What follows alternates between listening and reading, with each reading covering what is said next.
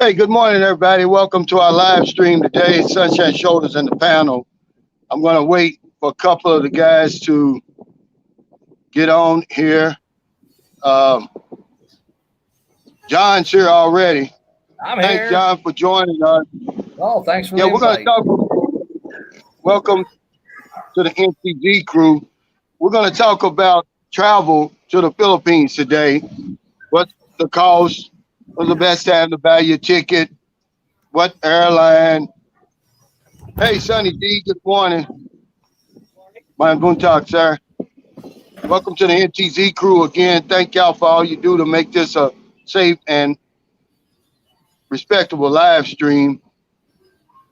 I'm supposed to have 3 more guests on today, but evidently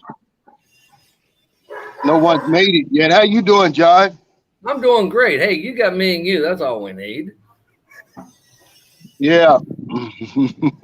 Hey, let me Good ask you, morning, John. Roy. What airline did you use to come here?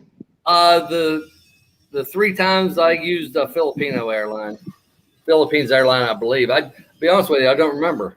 My brain's turning into mush these days. Oh, okay. What do you mean? Philippine Airlines? I'd have to go back and look. I really don't remember. I thought it was Philippine airline. Yeah. Because you flew They out had of it. what? Where'd you fly?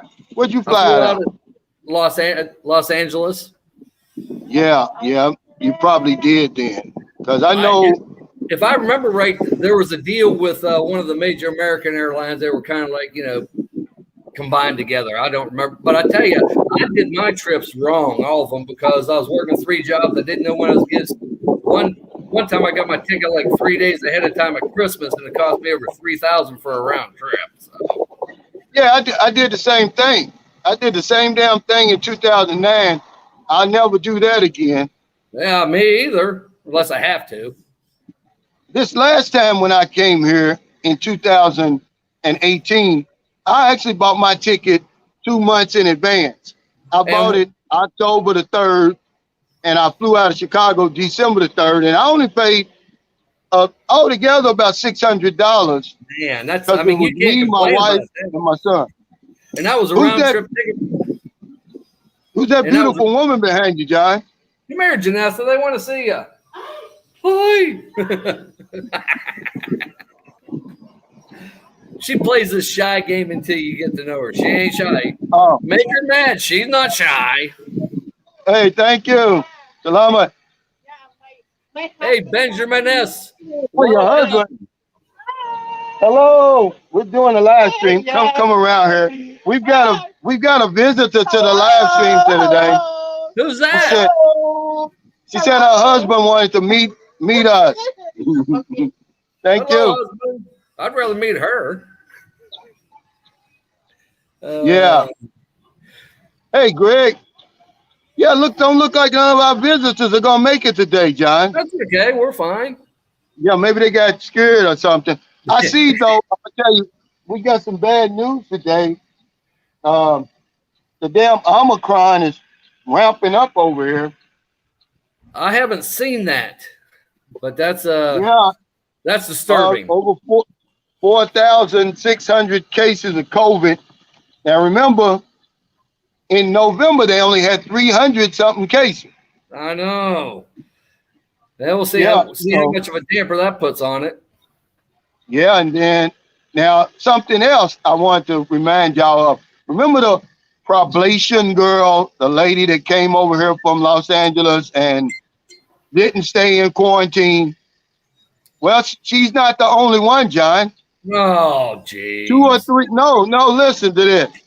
I read this in the Field Star yesterday. 2 or 3 hotels were also doing the same thing for guests. They allow them to pay up. They come over here, as long as they're fully vaccinated, they come over here, they pay up, and then they just show up on the 5th day for the swab test. It's not working too good. Talk about shooting yourself in the foot. Yeah.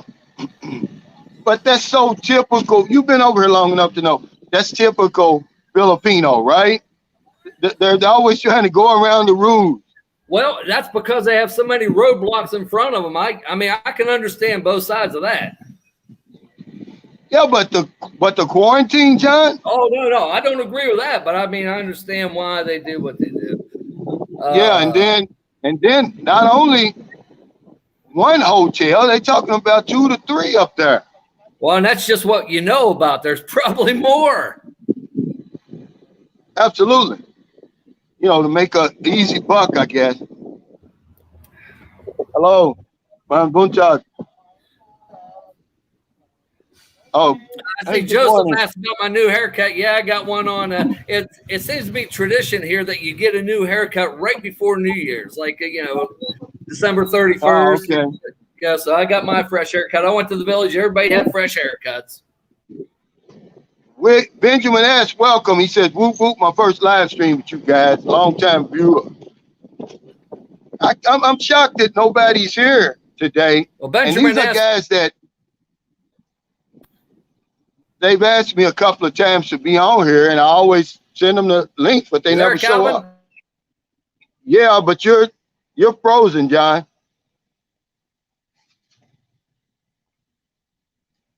Yeah, you're frozen, John. We lost you. Hey, Jacob Tanjay, good to see you, man. Thanks for joining us today. I appreciate you, man. John Gomez is on here, too. I see where the parts of the United States, I believe they're East Coast, got a blizzard. I know I talked to a friend of mine in Washington, D.C. He said they got 10 inches. Hey, Pooh Bear, thanks for that super chat. I appreciate you. I mean, the super sticker. Yeah, he said that they got 10 inches. And the schools are shut down. Testing centers are shut down. You know, the only thing I miss about snow is watching it fall to the ground. I love what John said, frozen in the Philippines. Too hot for that. Yeah, John, I think he's using his girlfriend's Wi-Fi. Gary Walker said, no business would ever step so low as to chase dollars for nothing here in the USA. Come on, Cal. Yeah, absolutely. No, but I'm just saying, as far as, when you live over here, you'll see people that are always scooting around the roofs. Like I was in the bank yesterday, and the guy just walks right in, goes right up to the counter. You know, they're giving numbers out now, Gary. You're supposed to stay in line, and they're supposed to call you when your number comes up. Well, he comes right in, goes right up to the counter, gets taken care of. That's the kind of stuff I'm talking about. We know that the United States is scam center. That's where the world learned all their scams from, America. Yeah, we got so many scams going on. Social Security is a scam.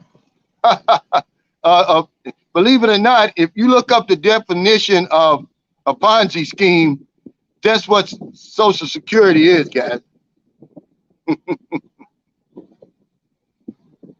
Ryan Nichols said, no, that's Marco. Oh, okay. Ragtown Rock said, blizzard in D.C., flooding in Kentucky. But yeah, they put this, the rise in cases has put the opening of the Philippines, pushed it way back. Because I'm going to tell you something. Manila's on alert 3 now, and then they're saying the Okta people, Okta Research, who's been tracking COVID over here since it started, they've been on the money every time. They said probably more cases walking around because people aren't being tested, and that's a fact. Sonny D said the biggest scams are health insurance. Hey, Tori, thanks for joining us. Mo says I'm on the East Coast. It's cold today. Storm hasn't hit yet. That's good. I love the China said all kinds of ways to scam the government.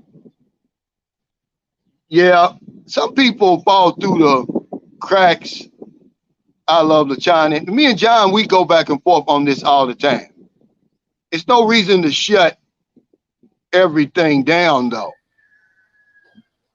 You know, because he talks about, hey, Rudy, how you doing? How you doing? He talks about disability and welfare and all that stuff. And I say, look, man, just because a few people scam the system, it doesn't mean to shut down the whole system. Look at all the good it's doing for the majority of people. Hey, Rudy, welcome. Happy New Year, brother. Happy New Year. You want to tell us a little bit about that scary scene your son had at the airport? Oh, yeah. And that was scary because, first of all, he was flying into, going into Sacramento to San Francisco. And then when he got in San Francisco, what happened is that they found out that they need to get a COVID test. They had to get a COVID test to go to Honolulu, Hawaii. So they got a COVID test. And when they were flying into Honolulu, there was a bad weather. So they had to go circle around for 3 times. And then they found out that no gas. Wow. Yeah, so they had to fly into Maui to refuel. So they were there in Maui to refuel for 1 hour. And when they were about to take off, the door broke. So they couldn't take off when the door broke. So they came back to the airport, and of course they fixed it. They took off 1 hour late. And then when they finally got into Honolulu, Hawaii, the airplane going to Guam was going to leave at 3:10. They came at 3:08. So they had 2 minutes to get to the gate. And then when they found out that they were going to go to the gate, they said, okay, we'll hold the plane back because there are 50 people on your plane that's going to go to Guam. So the plane did not leave till 3:44, and then it didn't take off till 4:12. So yeah, that was an event for him. You know, that happened. The last time I flew out of, no, this was 2016. I was flying out of Manila. The last time I ever flew out of Manila, I was flying from Manila to Hong Kong. And of course, the plane was late. And they held up the other flight because there's a bunch of us on that flight going to Chicago. So they held it up. But yeah, it's scary when they start circling around and stuff, man. I get scared when they do that. You know, Rudy, I didn't realize how much you look like Tiger Woods, man. You really do look like Tiger Woods. Thanks a lot. Jerry said he sees Grady from Sanford and Son in Rudy. Hey, come on, come on, Rudy. What are you playing over there? Lawrence Welk? No. That's someone's calling me on the phone, and I had to turn it over just to make sure because it's like it's interfering with our live stream. So I said, okay, never mind. Yeah, you sound like. I remember when we were little. On Sunday, we didn't have no choice. We had to look at Red Skelton, yes, followed by Lawrence Welk. Man, my mother liked that kind of stuff. I did. I know who Red Skelton is. But I used to watch him. Especially I liked watching Sanford and Son, and also Lawrence Welk. Because my mom was a favorite thing for Humperdinck. Yeah, well. On Saturday, we had to watch Tom Jones. Because, back in them days, you only had 3 channels, man. We had 3 channels. ABC, NBC, and CBS. That was it. That's right. That was it. Hey, Retard 2019, thanks for that super chat. He said, Calvin, I left D.C. in the snow. He said, I live off the hamster wheel. He said, life off the hamster wheel is great. Where are you now, Retard 2019?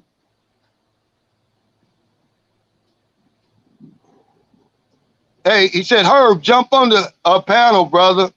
Hey, let me see if I can, I'm going to invite a guest on here. I'm going to put this up. I'm going to put this link up, guys, on the, if you want to jump in, go ahead and let's see if I can comment on here. It's hard for me to, let's see, on this stupid, I'm on this phone, man. It's not giving me any way to make a comment. Oh, okay, here, post a comment. There you go. Okay, guys, here's the link. If anybody wants to join You know, we can take up to 10 people, but we're not going to do that. Okay, he says I'm in South Carolina. It's warmer than DC. Yeah, if anybody wants to jump on, go ahead. Because I want to ask Rudy something. He thought he was going to escape this, but I'm not. You know, Rudy sent his wife to the Air Force. And of course, everybody knows she left him, you know, dead in the water. But does everybody know she left him for a big black guy? Didn't she, Rudy?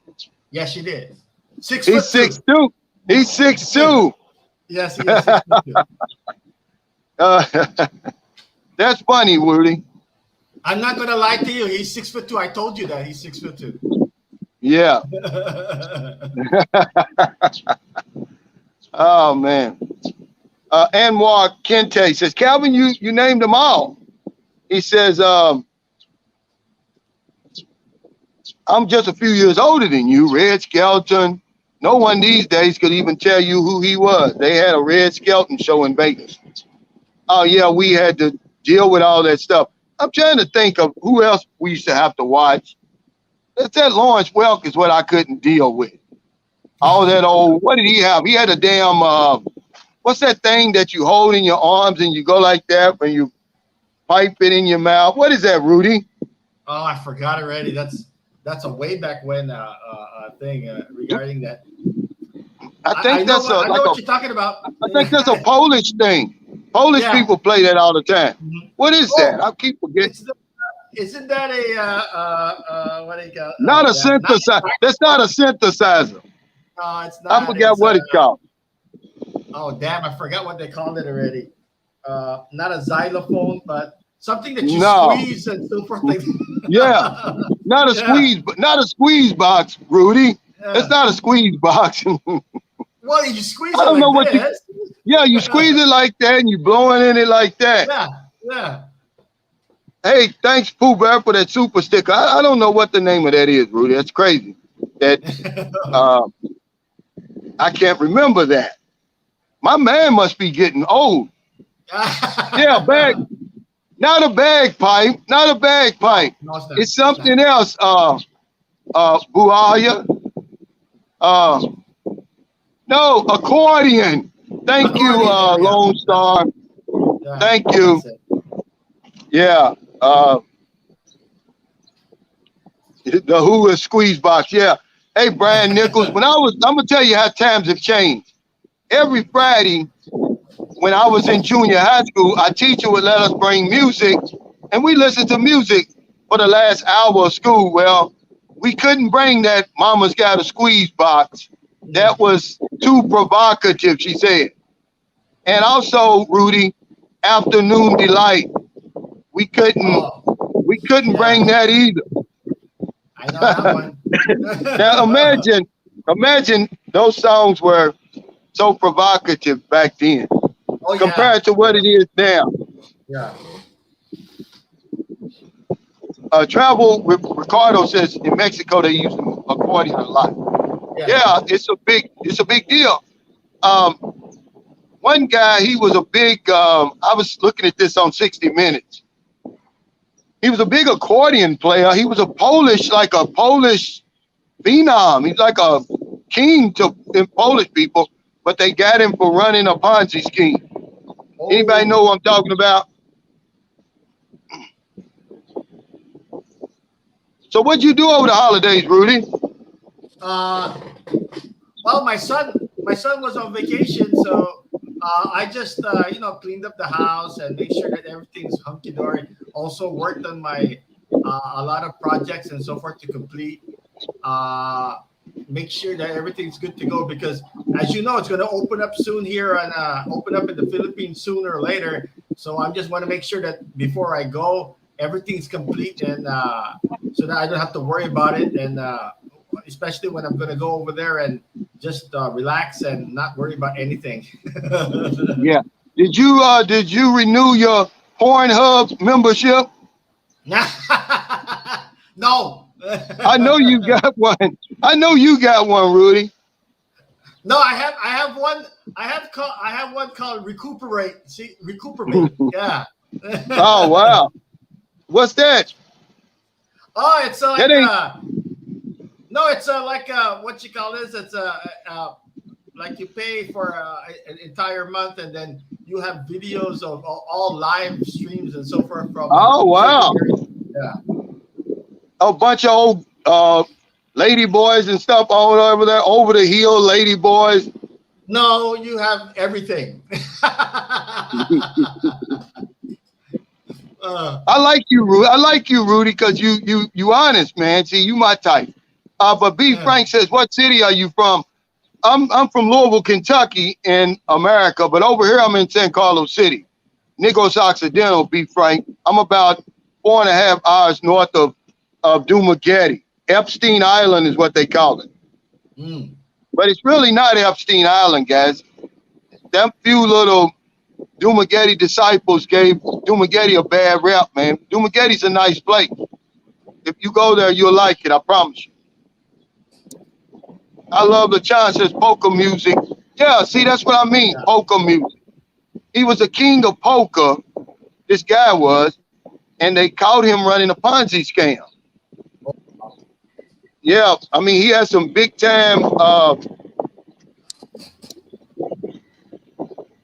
fans, man. I mean, followers, really. Okay, let's see who this is. Okay, John is back. Well, he's not really back, but I thought I was. There I am. there you go, John. Yeah. I don't know. I had to power my computer down and everything. You know, we're all on these data plans, and it's going to be tough. Oh yeah. I tell you, it is going to be Hey, tough. I am live from my wife's personal hotspot. Believe me, she has a nice little hotspot. Yeah. Franz Pracio Jr., man, Happy New Year, man. I'm glad you could join us today. Thanks for the super chat. He said, what's up, Calvin? I think that at this point, these people are purposely cooking up those diseases in the lab and releasing it to the public. They have something, there's something they want to do with us. I tell you what, I was discussing with my girlfriend today. How can it ever end when we having all these mass gatherings? Man, you see these football and basketball games? How in the world you gonna have 100,000 people in a stadium and not spread that virus? I mean, we had a bunch of people. We had about 35 people, and I'm gonna say 30 people over to the house on New Year's Eve, man. I stayed in my room. Nobody was wearing a mask, no social distancing, man. Hell with that. But how we ever gonna you know, I mean, your girlfriend was out there, kids, so they get gonna get it anyway. I'm back. Yeah, that's Maybe. what I'm saying. But they're not trying to do something to us. You got a social security card. You know, you pay taxes. They're already controlling us. And that would be a cruel way to do it, Brian. I mean, really. Rick Wright 5014 says, I'm the cookie monster waiting on the green light to see my cookie jar. Yeah, man, there's no tops on the cookie jars over here, is it, John? Nope. I see Brian Nichols said Brian Nichols said John just dyed his hair. I don't dye my hair, believe it or not. It's wet, that's all. John just got a tune-up. That's even better. Yeah, John Gomez says that I love the John. He messes with those hot spots when he's talking with us. Now, you know, there's no. I even learned how to hook the TV up to it. Yeah. Jacob Tanjay said at the Sunshine Crew, I like cookies. Well, you know, there's no tops on the cookie jars over here, guys. Everybody's going to be a damn cookie monster. By the time it's over with, look at Rudy. He can't wait. He know his cookie jar is vacuum sealed when he was with his wife. He couldn't get in it. What's up, Cal Deadman? Oh, is Cal Deadman here? Good to see him. Harold Till said that's when you break out about it.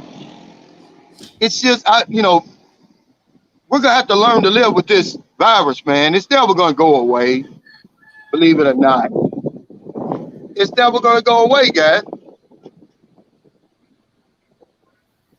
I mean, the flu's still with us, but remember, we got 100 years with the flu. At some point, they're going to just, let it run its course. But right now, hey, remember I did that video on typhoon scams, and they done already arrested 69 people, man. It's some heartless people, man. They raising prices just unbelievably in these hard-hit areas. People don't have nothing anyway. And people say, oh, I don't blame them, this and that. No, I don't agree with that. I blame them. Yeah, I blame them. I mean, why would you do that? But yeah, 69, that's being conservative. That's being nice, John. Yeah. You know that, right? Benjamin S. asked, he saw a realtor site in the Philippines, 3 bedrooms, 2 CR for $50,000. That's probably right. Calvin only got $20,000 in his, and his is pretty nice. Yeah. Well, okay. Yeah. But you got to realize, guys, don't buy these houses inside these old gated communities and stuff like that, man. These subdivisions, you're going to get cheated, man, because the lot is so small. The lot is small. Yes, they are. Yes, they are. The housing area is small, and then the price is so expensive. Believe it or not. And a lot of times they have, they have a gated, have security guards, but the security is so lax. People walk in and out. I've done it. That's right. That's right. Over here in South Villa too, which is like the swanky area, you could just go up there and walk through it. And says, where are you going? And you can make up a name, and hell, he'll let you through. That's right. They don't have no guns anyway, John. I never looked, but I believe you. They got bullets. But no guns. Well, I told you I saw a security guard. He had a holster. He had the belt on. He had the bullets, but no gun. I asked him, what are you going to do? Throw the bullets if you get robbed? He didn't think it was funny. I did. Brian Bell says, how much does it cost to lease a typical lot? I don't know. But rent is cheap here. So it's probably cheap, I would say. Low and price. Let me just add one thing to that. If it was me, I'd make sure you live somewhere probably 5 years before you ever even think about getting a house. That way you learn the system, you learn what's going on. I mean, or you can get cheated very easily here. Or you might not even like it here. And now you're stuck trying to sell a $2 or $3 million house. Good luck with that. That you're never going to sell. Yeah, one of my subscribers, he's selling his for $5.5 million. I said, you got to come down on that price, man. Unless you find another sucker, because that's what it's going to come down to. Believe it or not. Hey, Greg Gilliam, thank you. Yeah, don't come over here right away and start throwing money around, man. I always bring up that situation with the man down in Colombia. Was that Colombia? Yeah, he got killed last year. Yeah. The black guy, or was it earlier this year? He went over there with $250,000 US.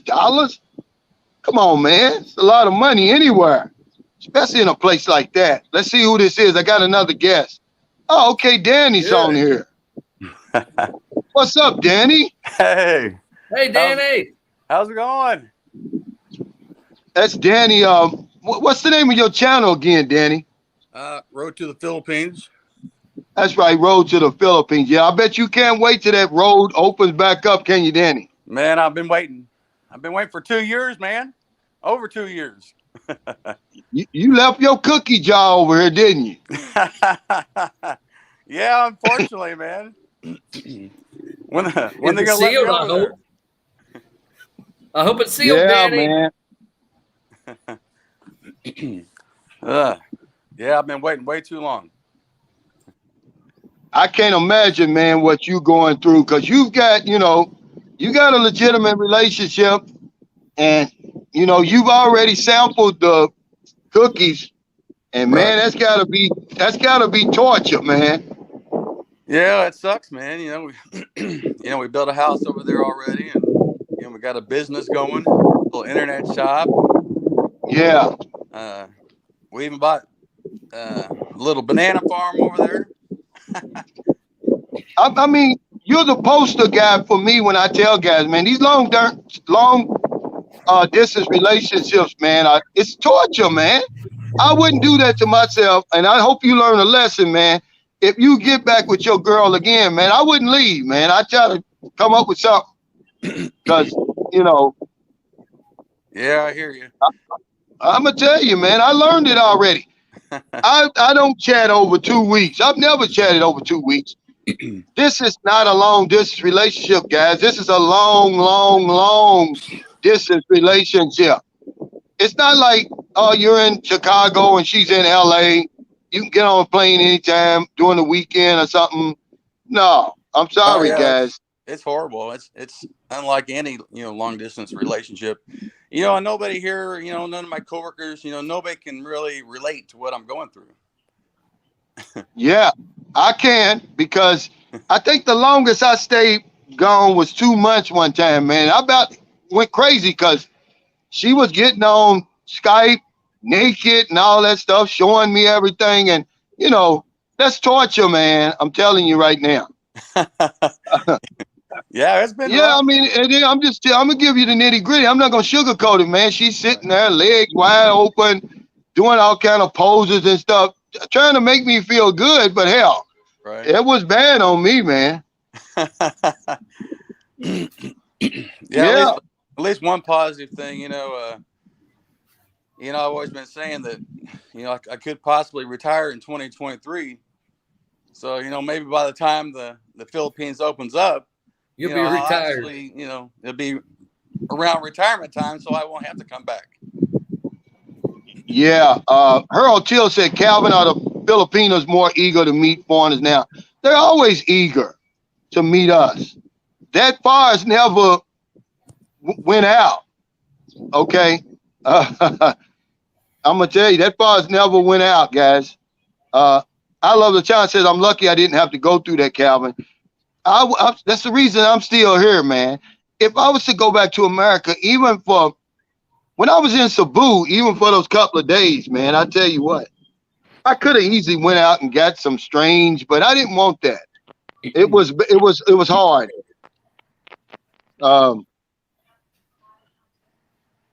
Rudy, you're quiet over here. That scares me. What's going on, man? Nah, I'm just listening to what you call this, all you guys are saying and so forth like that. Plus, I'm I'm getting ready to eat some lunch. Hey, do me a favor, Rudy, before you get off here. Put your email in the comments, because so many guys, man, I'm gonna tell you, man, you're impressive when it comes to this Bitcoin stuff. And when we had that panel, I'm gonna tell you, man, it's not a day that goes by that I don't get an email or a message. Somebody's trying to get in contact with you. Where do you want me to put it? On the private chat or so forth? No, just put in the regular. Well, no, put in a private chat, because that way I can just pass it on to them, because you don't want your email to get spammed. It's not a bunch of lady boys wanting to email him, is it? No. Oh, hey, you dirty puppy. Good morning. I got a question. Okay. Thank you, Rudy. I appreciate that. Sunny D, now this is a Filipina. She knows what she's talking about. She said, that's how they lure you. They got the book down pat. Yeah, but see, when I tell people that, Sunny D, they don't believe me. They don't believe that Filipinos, they got a game plan, man. They know you backwards and forwards. And we're so naive when it comes to them. Well, we're not saying that, Cal. We're not saying all gated communities. We're not going to argue.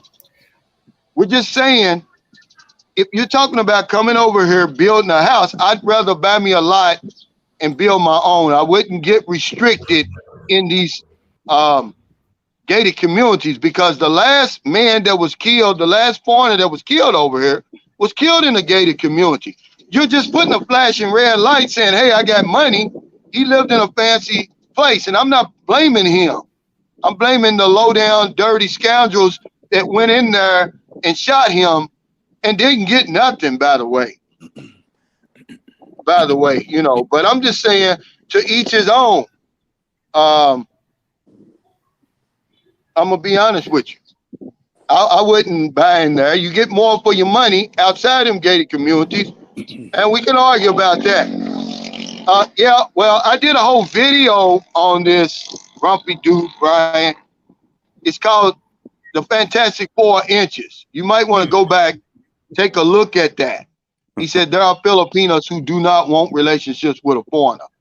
Absolutely. The overwhelming majority don't.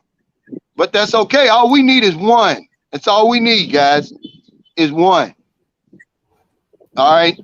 According to the Philippine Statistic Authority, they said at any given time there's about 2 million single Filipinos in a foreigner's dating pool. Hell, you know, I don't care. You know, I know for a fact that they don't. All of them don't want us, but it doesn't. You wouldn't notice that, would you, John? Nope. No, You wouldn't notice that. No, I haven't had any of the Filipinos, young Filipino women tell me to leave their country. I did have one old woman in Southern Lady say that, but she may have even been joking. I don't know. I've never had that. I've never had that happen. As a matter of fact, Sam Champion sent me a link. You know, Roger and Ishmael, they've got a video. It's called How Do Filipinos Feel About Black Men? And they go around and they interview some people in the community. And hell, half of them knew who I was and said, you know, they welcome you, really, man. I've never had any trouble with that. That's just how it is. But you know, of course, you're gonna have people that's going to 5%. Yeah, but I'm saying I don't see them. I've never had anybody tell me to go back home. I speak Tagalog. I speak Visayan, you know. LJ says, well, hell, they're killing. He says, are they killing foreigners A few, over there? but it's very small. And when they do, when a foreigner here does get killed, it makes big news. Everybody hears about it. But I think I feel safer here than I did in the U.S. Yeah, I mean, and it's not strangers. You know, remember, it's not strangers. Whenever somebody gets killed, it's usually somebody close proximity then set you up job. Or something like that over here. Inside job. Yeah, I promise you. But it's the same in America. Hell, they're killing natives over there. In my little hometown of Louisville, Kentucky. In my little hometown of Louisville, Kentucky, we set a record 2 consecutive years for homicides. It's a little country bumpkin town, really. 2020, we set a record for homicides, murders. Then we topped that in 2021. So I'll take my chances over here, LJ. I promise you. I will too. Tori Mackey says, I love how you give us a real nitty gritty, Calvin. A lot of Filipino friends shocked by what I know about the Philippines, and they know I haven't been there yet. Appreciate you guys sharing. Yeah. And that's really the status quo. Most of us know very little about the Philippines, but the Filipino, he knows everything about America and the West. I'm putting together a video now called Filipino Heaven, and I'm talking about America. It's like heaven once they reach that place, because a guy asked me, he said, man, did you have any problems when you took your woman over there? Did she get Americanized? And I was like, no, I got to give her credit for that, but try to get somebody to leave heaven and return back to a life of hell over here. You got your hands full, buddy. And that's what usually happens, man. They look at America as like, arriving in heaven, man.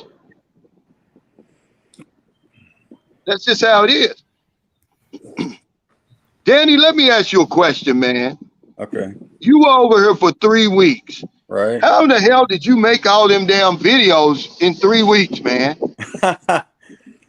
You know, I just always had the camera rolling, you know.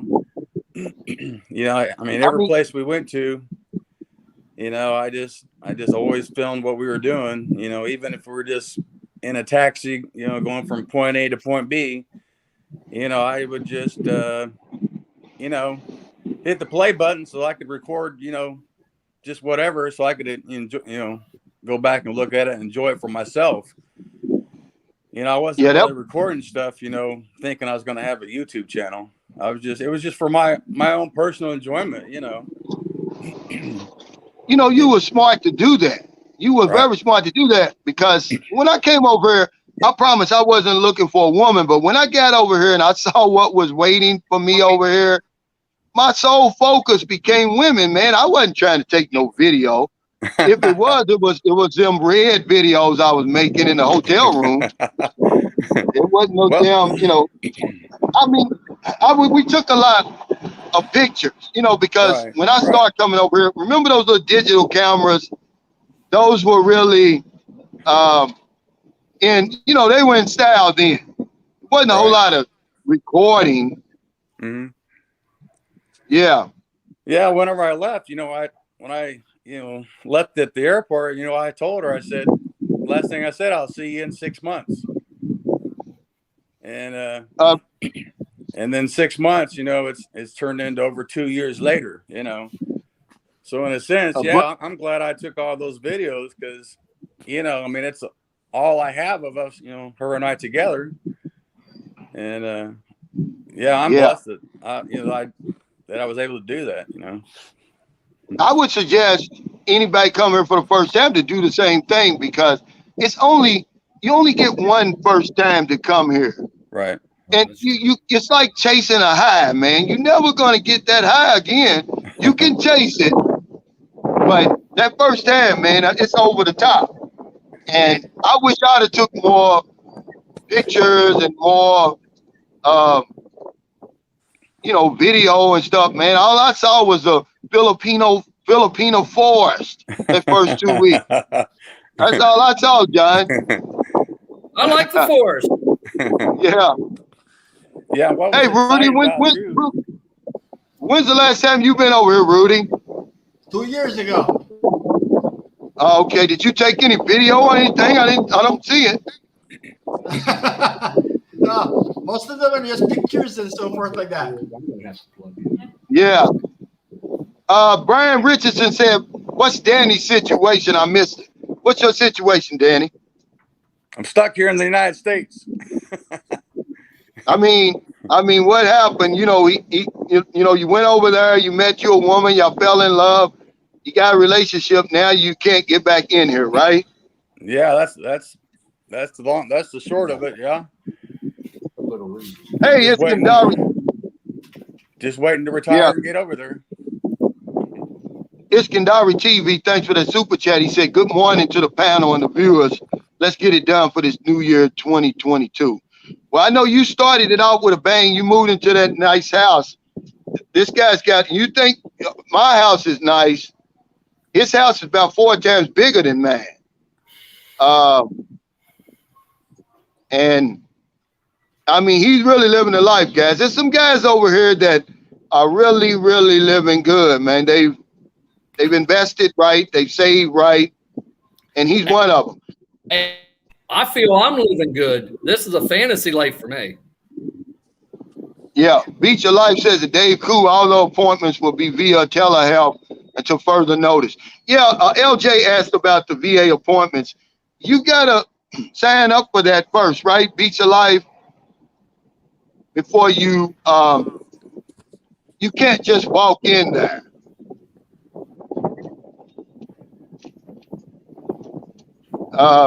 Michael Miller said, "I need help with finding a cheap, clean apartment I can lease for 6 months."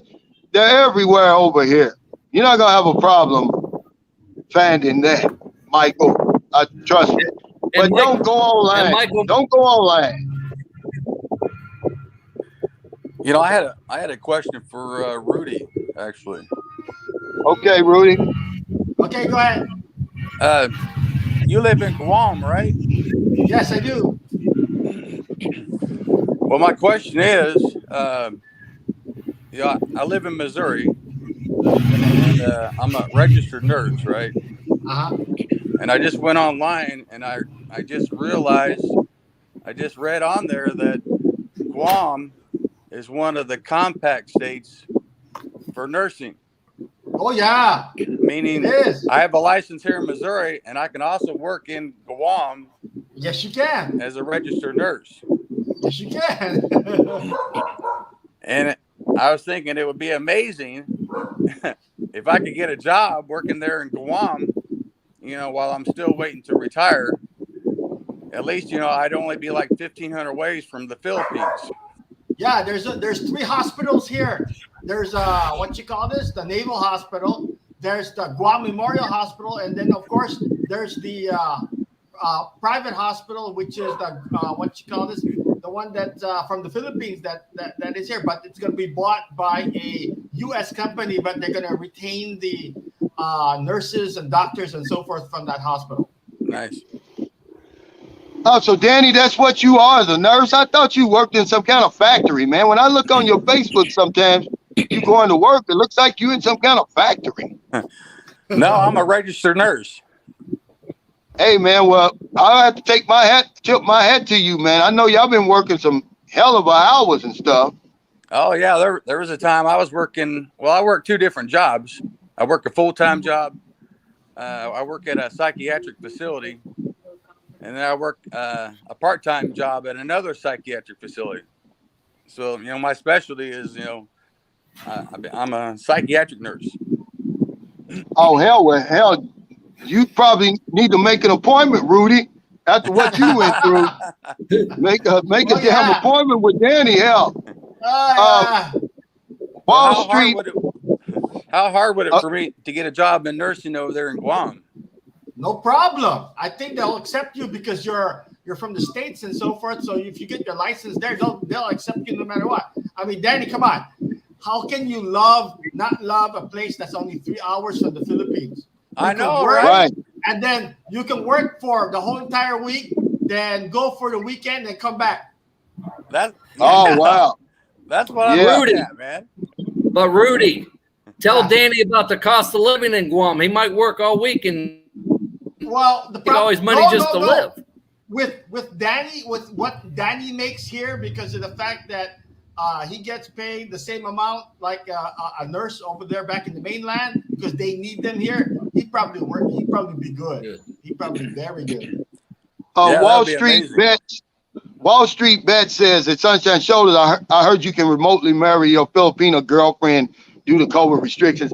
I don't know a whole lot about that, man. I wouldn't do that. I don't care if they gave you the green light to do that, man. Don't do that. You don't know what you got until you get over here. It's not worth it, man. I mean, even if you did it, I don't think it's enough to get you in, get you in the border. And man, that's a high price you're paying to come to here. I would wait. Thanks for that super sticker, by the way. Yeah, I would wait, man. Don't do that, guys. Anybody contemplating that, don't do it. I promise you, man. You asking for trouble, okay? I think that you have to have your wife with you to get in. Now, Calvin, Bill's planning on coming back next week, so we'll see. Or I'm sorry, next month. So we'll see how it works for him. I don't think he's going to be able to get back in. Well, he can actually apply for a 9A, John, and Iskandari TV can tell you more about that. Okay. If you're married and your wife is over here in the Philippines, you can't got children over in the Philippines. Yeah, but he's got to apply and be approved for that visa first. He can't just show up without that visa, but he can get it. Robert Jones. Hey, Robert, he says that, Danny, I live in St. Louis, Missouri, but I'm working in Columbus, Ohio. Cool. He said, Sonny D said, you know what they say about psych nurses, right? What do they say about y'all, Danny? You got me, man. Unless they think we're crazy. Efren Dunlap says, I agree, Calvin. That's the real Russian roulette. Man, don't do that, guys. I love this place, but I promise you, man, don't do it. Hey, Iskandari TV, thanks for that super chat. He says, wait, I'm sorry. He says, Cal, did you see the fireworks video I sent you? I did. It was my family's here first time to experience it live and up close. Man, I tell you, you had a firework display. These little kids behind me, they would just had a bunch of crackers. And it kept me up all night, kept Booby up all night. It's a big difference, man, between fireworks and fire crackers. And that's all they had. Regular Joe Travel says, I can't imagine marrying someone without being there. Not for me, bro. Yeah, I wouldn't do it, guys. And they parading these one or two guys who I don't believe they got in here that way, to be honest with you. Because if they did, it would be more than two people. There's some thirsty people out there. Hell, they would marry a Carabao to get in this place. So I don't believe it. I'd have to see it to believe it. Grumpy Dude Bryant said, you can get into the Philippines if you illegally married online. He says, I know 2 U.S. citizens who have done it. Yeah, but 2 out of a million, that's not saying a lot. He says, if you have a legal marriage license, you can enter the fields. I came here on a valid band visa, married to a Filipino, but she had to be with me. Now, these guys need to help some of these guys then, instead of just staying in the shadows and stuff. Come out and tell them step by step how to get in there. Otherwise, I don't believe it. And just because you got 2 guys who did it, and don't be in a hurry to get married, like Sonny D says. Just enjoy it, man. Wait. Go somewhere else. There's so many places on earth to go and wait. You can go to Thailand. That's the second best thing to the Philippines as far as I'm concerned. I've never been, but from what I'm saying. Grumpy Dude Brad said, but I wouldn't recommend it. Oh, absolutely. And he Simps, who Brad said, yeah, I wouldn't do that, man. I wouldn't do it. That's the craziest thing I've ever heard. Sonny D says, enjoy being single, David, you better. You dirty puppy says, marry a Carabao to get into this place. Yes, some people would do that. They're so thirsty right now, and they're setting themselves up, man, for a fall. CD said Philippines is still closed. Yeah, you can get in here if you've got a legitimate, valid visa. But tourist visas, you can't get in here. Are they still allowed SRRVs? Yeah, that's what I'm saying. That's a valid visa, Danny. But yeah, I mean, all that other stuff. Will they let you start the process, like from the United States, though? Yes, I was heard you could get in that way. If you got that kind of money, why not? But again, if you got that kind of money, here's what I would do. This is from me. And they approve you for the SRRV and the Philippines opens up, I would cancel it and get my money back and go ahead and just stay on the tourist visa. Yeah, that's what I would do. Yeah, that's what I'd rather do. That's what I would do. I wouldn't keep my money tied up over here, man. Yeah, I don't want to do that either. I had a friend of mine. He was a professional basketball player. I grew up with him. His name was Manuel Forrest. He played for the University of Louisville. We knew each other since we were 6 years old. He was playing professional basketball over in Argentina when they had that government problems over there. They took all his money, man. He barely made it back to the United States. And that kind of reminds me of what's going on over here, man. I wouldn't put all that money. Right. Yeah, I don't want to. It's just, I'm just saying. Hey, Franz, thanks for the super chat. He says, Calvin, the level of desperation and simping is through the next level. I don't know how you can marry somebody that you've never met in person. I mean, they're taking this stuff to a whole other level, Franz. I mean, I don't know what to say, John. What do you think about that, John? Oh, what's that? You paused. I didn't hear it. Well, marrying somebody online before you ever meet them. Now, right now in the Philippines, since people can't, foreigners, Americans can't go to the embassy and get their affidavits and all that stuff. The last wedding I went to, they have you sign affidavits, but on the affidavit itself, it says this marriage may or may not be legal. I'd almost be worried about doing it that way here right now. I think later on you're going to have to go back through it, but I wouldn't marry online. I wouldn't marry online. I mean, you can't have sex online, so hell, why would you marry online? Y'all don't understand. There's a real live unspoken agreement over here. When you start dealing with these women online, you're the only one can uphold your end of the bargain. She can't uphold her end of the bargain. Just slow down, man. I'm gonna tell you something. Before I came to the Philippines, I was in Mexico. They got some nice looking women over there. Hell, I get the Mexican tune. I'd get the Mexican tune up until I could get the Filipino tune up. I wouldn't, there's so many places to go, man, besides the Philippines. I would be cautious of marrying online, but I would also be cautious marrying somebody you met in person. Take your time. That's what he said. Yusuf Habib says, I would never marry someone I haven't met. He said, I married someone that I knew for a few years and regretted it. Yeah, I've been there and done Earl that Till twice. said he probably can't even boil an egg. Yeah, I mean, you don't know what you got online. Does her breath stink? Does her feet stink? Does her pussy stink, man? You don't know. You can't smell a pussy online. Rudy, can you do that? I know you probably tried, Rudy. Can you smell a pussy online, Rudy? Oh, he's eating. He's No. You What tried do you it. eat, Rudy? Cannot do He it. said, facts. Yeah. That Sunshine Show, this Colombian tune-ups are top notch. I had it, man. I tell you what, I was even worse in Colombia than I was in Brazil. I spent all of my money that I had in one day in Colombia, man, chasing them women over there. So I can bear witness to what you're saying.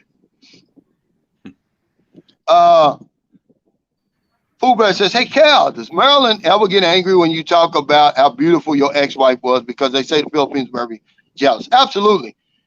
She gets jealous if I said, I remember one time I said, I need music to get my day started. I said, if I don't get my music, I can't get my day started. Oh, she got mad. She said, not me. It's not me to get your day started. Yeah.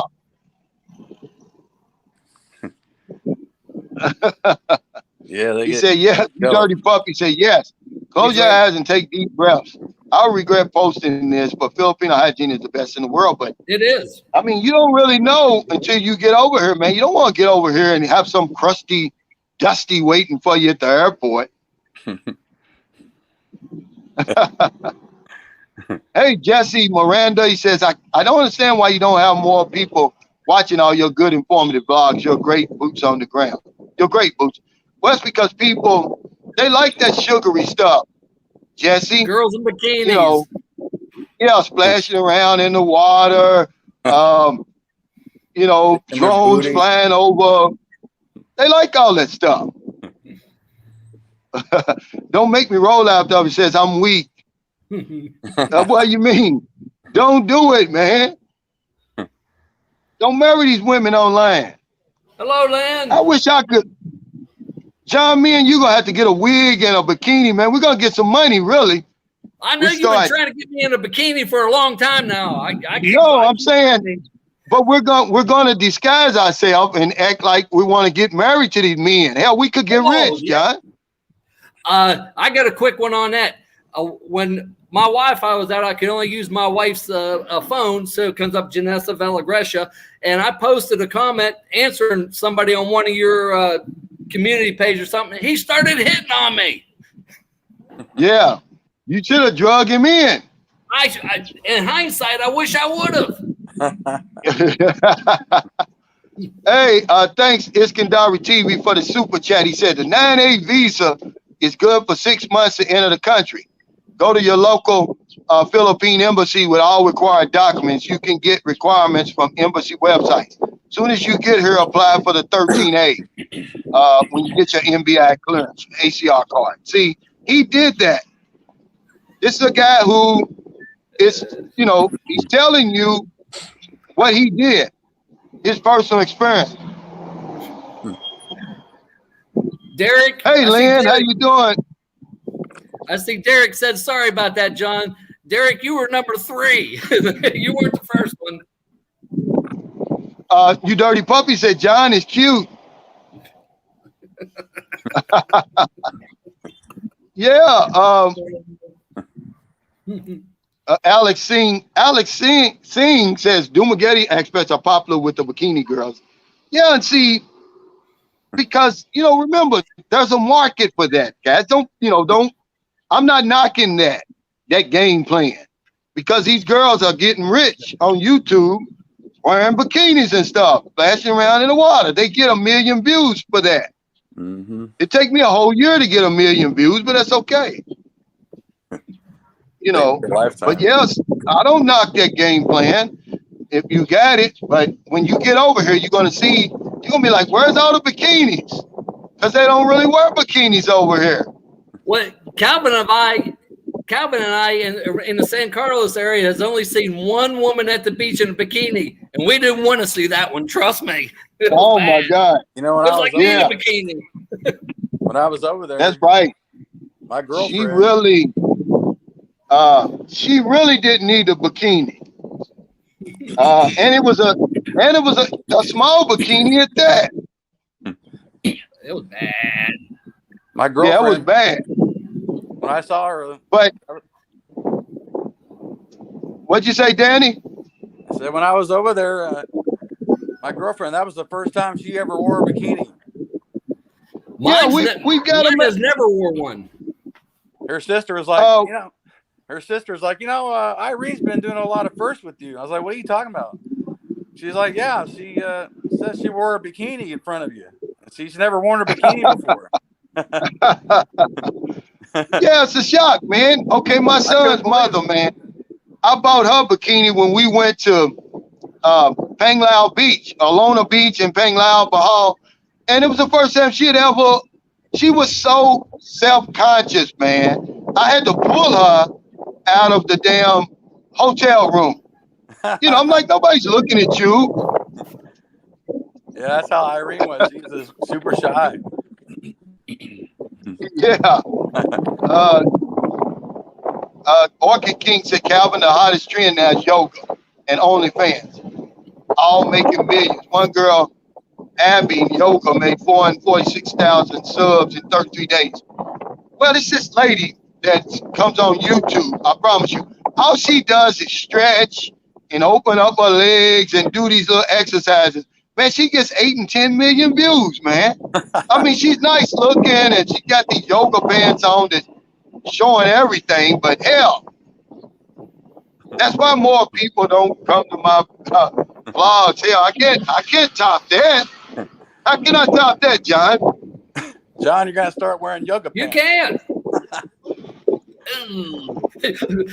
Calvin saw me without a shirt once, and I think he's still scarred for life.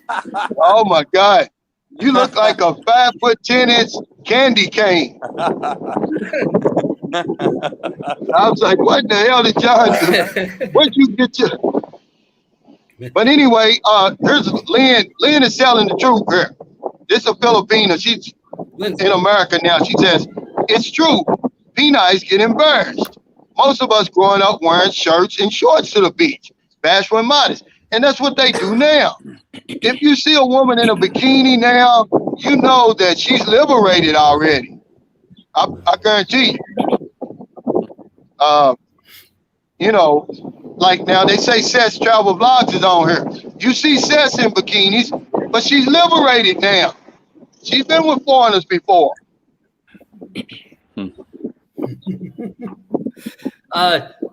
Janessa won't even wear short sleeves at the beach. She wears long sleeves and pants about down to her knees. Now my girlfriend, I bought a bikini when we went to Alona Beach. She wore the bikini, man, and I'll tell you what, I use it for some of my thumbnails sometimes. This is when she was working out and stuff.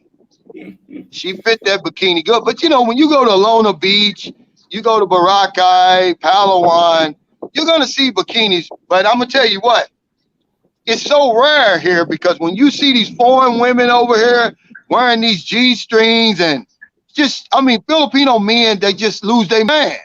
They've never seen it before. The last time I was in Boracay, this white lady, man, I mean, she basically had on nothing. And she was just laying on her stomach. Hey, I'm going to talk. And she was tanning, you know, getting a tan. Had unbuttoned her. Oh, man. The men here about lost their man. Really. That's funny. It is. Because they're not used to seeing it. Right. I mean, she only had a stream coming down her butt. As a matter of fact, they had a Korean girl over here. She was either from Singapore or Korea. They made her leave the beach. Her bikini was so small. LJ says, what happened to that guy with the family you used to help? They moved back to his hometown. We haven't heard from them. I hope they're okay. Because of that typhoon. I haven't heard anything about whether or not it hit real bad in Canlaon. That's where he's from. Seth did like this. I guess because of the bikini comment. But he said, probably because she was white and naked. Yeah, it wouldn't have mattered. I mean, I'm just saying, you know, they're not used to seeing that here. She said, yeah, Filipino men love white skin. But this woman was shapely. I mean, you know how it is in America. They practically go to the beach naked. To be honest with you. Hey, it's Tim from Oklahoma. Hey, you guys are so funny in bikinis, you and John. I lose it. I'm just saying, we'll do it, you know, incandescent, so we can get some of this thirst dollars, some of these thirst dollars. I tell you what, Calvin, let's set a goal: 50,000 subscribers, and we'll do it. No, you would do it. Oh, see, it's always me. Yeah, Eric Brown said, Calvin, what do you think about the recovery after the typhoon? Well, here in San Carlos, they've done an excellent job. If you can look behind me, they've cleaned it up. It's like the typhoon never happened, but you're talking about San Carlos City, man. It's a well-managed place. Cebu is still struggling for Hall because they were right there in the eye of the place. Surigao, they were right there in the eye of the typhoon. It's going to take a while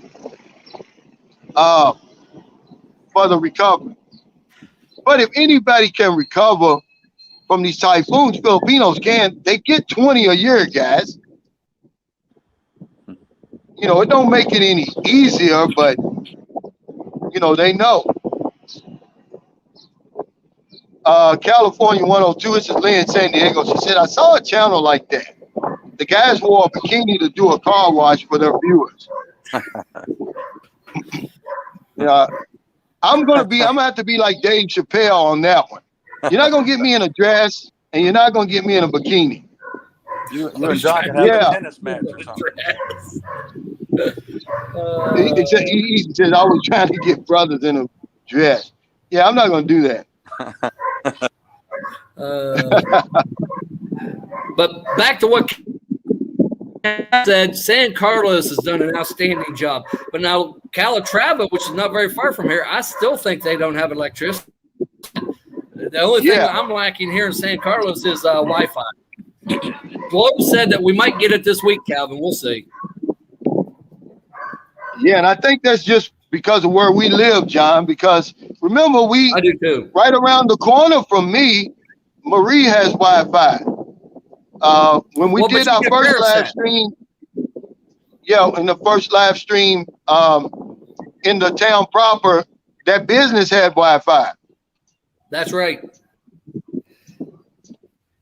You dirty puppy said 400 US a night to pee in the water with no shame. What's that? What you talking about? Did I miss something? John Juke said, what part of the Philippines do typhoons hit the least? I would say here, the Visayas region and Mindanao, southern Mindanao. But, you know, the weather has a mind of its own, man. We hadn't had Cebu hadn't had a typhoon in, I think they said 20 years. So that's good. I shouldn't have to worry about the next one. Hey, John Gomez, thanks for that super chat. He says, San Carlos really impressed me. I was looking at different areas of the PI and San Carlos won, my opinion. Yeah. Now, if you like nightlife and all that, it's not here, but it's close by. You got Cebu, Bacolod, Iloilo, and Dumaguete, all within 4 hours, but there's no nightlife here. The only nightlife here is a carton of Red Horse and a karaoke machine. But if you want a nice, peaceful, good quality life, San Carlos is it. Oh, that's it. Yeah. See, here's what I'm talking about. Grumpy Dude Brian says Mindanao has only 2 typhoons hit directly since 1980. Yeah. I've been here on and off, guys, for 12 years. I never came anywhere close to typhoon. Now, I did experience earthquake in Lapu-Lapu when we lived in Lapu-Lapu. I mean, it was a big one, too. It wasn't something. Yeah, it wasn't something to be. Mindanao gets a lot of earthquakes down there, though. Yeah, but now when I was in Zamboanga, all they got was the rebels. You know, that's all you got to worry about there. They didn't get bad weather of any kind. But every now and then the rebels will get restless and want to take on the government, and you got to be relocated and all that. If you don't mind that, you're okay. Hey, you dirty puppy! Thanks. Thanks for the super chat. He said San Carlos City is special. 42 years now. It is a special place to me. If they had a major hospital here and some nightlife here, I would include it in my expat alley. Those are the only 2 things missing. Other than that, if you come here, man, you're not going to miss a beat, really. Hey, thanks, Neil Stewart, for the super chat. He says, hi, Calvin. Happy New Year, showing support. I really appreciate it. And I hope you're the Neil Stewart that I've been emailing back and forth. I answered your email today, by the way. I'm trying to find out what time zone you're in. What time zone? You're in the Eastern time zone, Danny, or Central? Central. Okay, so what time is it there now? It's 8:43 p.m. Okay. Monday. So you're 14 hours behind. Wow. Yep. Yeah, Neil, what is the time zone you on? Because, I mean, what I really need you to do is send me either a message request on my personal Facebook, and I'll send you an email, or on my WhatsApp, and I'll put my number up there. I'll put my number in the email too. Wow, Lynn, it's 6:43 Monday there, but you live in San Diego. Eric Brown said he will be in Tacloban. I tell you, they get hit there a lot with the typhoons. I'd try to talk my girlfriend into moving at least on a western side of Lady, if it was me. Yeah, they got hit hard with this. They got hit hard with this typhoon, Odette. They get hit a lot. Yeah. I would not live on Samar. Yusef Kamal Habib said Philippines looks like paradise when you see videos about resorts, beaches, etc. But the regular living doesn't look like paradise. Is it better than it looks? Absolutely.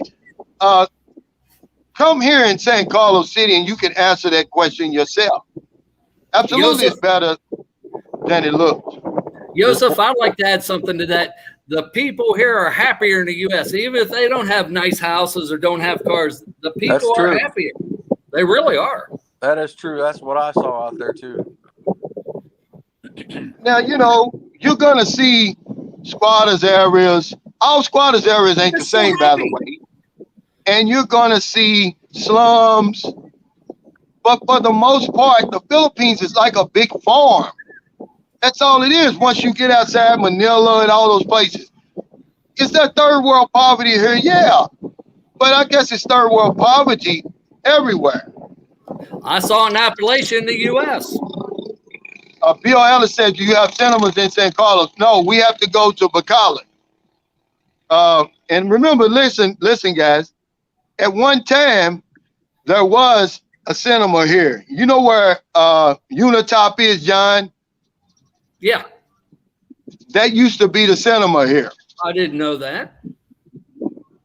But my girlfriend's kids, they've never seen a movie in a cinema. So I'd like to do that to them.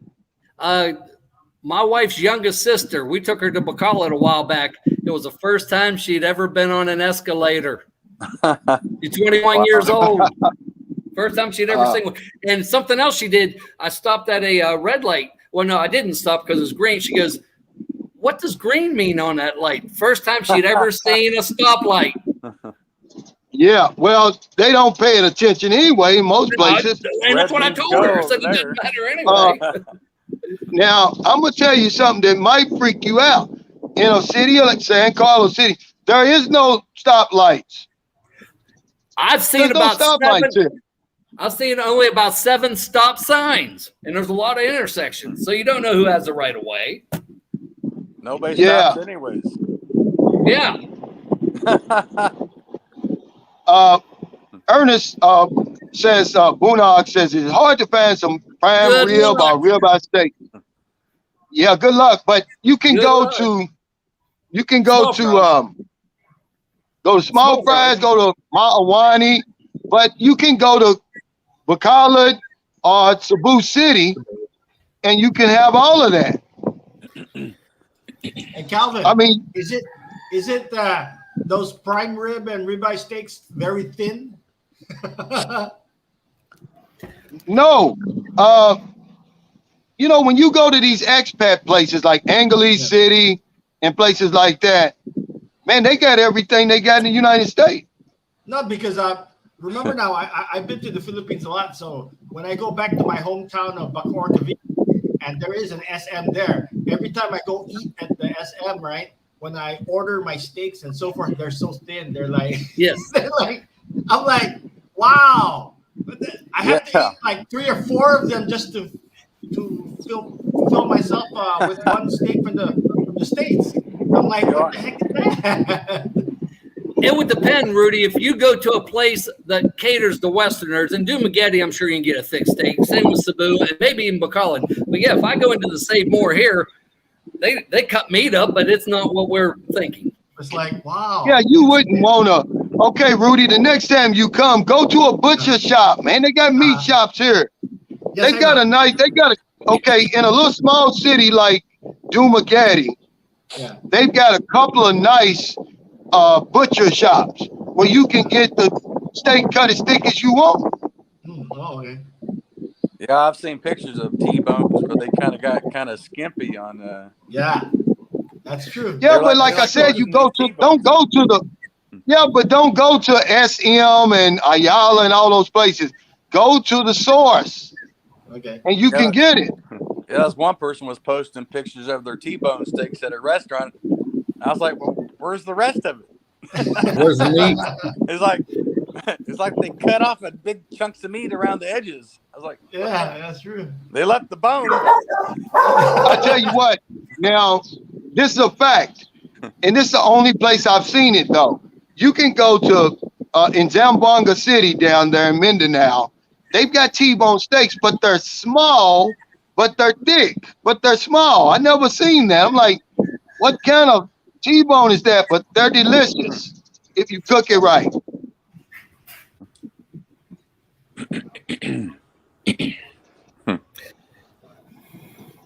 DJ Lloyd Buck says a friend of mine built a house in the Philippines for $20,000 US. It was really nice near the beach. Oh, wow. I was like, wow. I can say I got a friend who built a house in the Philippines for $20,000, and it's very, very nice. There he is. Yeah. You guys see the videos and stuff he does his house. It does not do it justice. His house is really nice. Yeah, they did a real nice job. And one of my subscribers, he's a friend now. He wants me to be a godfather for his son, Rock Harmon. He's having Rock Engineering build his house up in the mountains. And, you know, it's probably going to be about 2.5 to 3 times what I paid. And they never even, Rock Engineering never even told me thank you. I'm like, hey, thank you or something.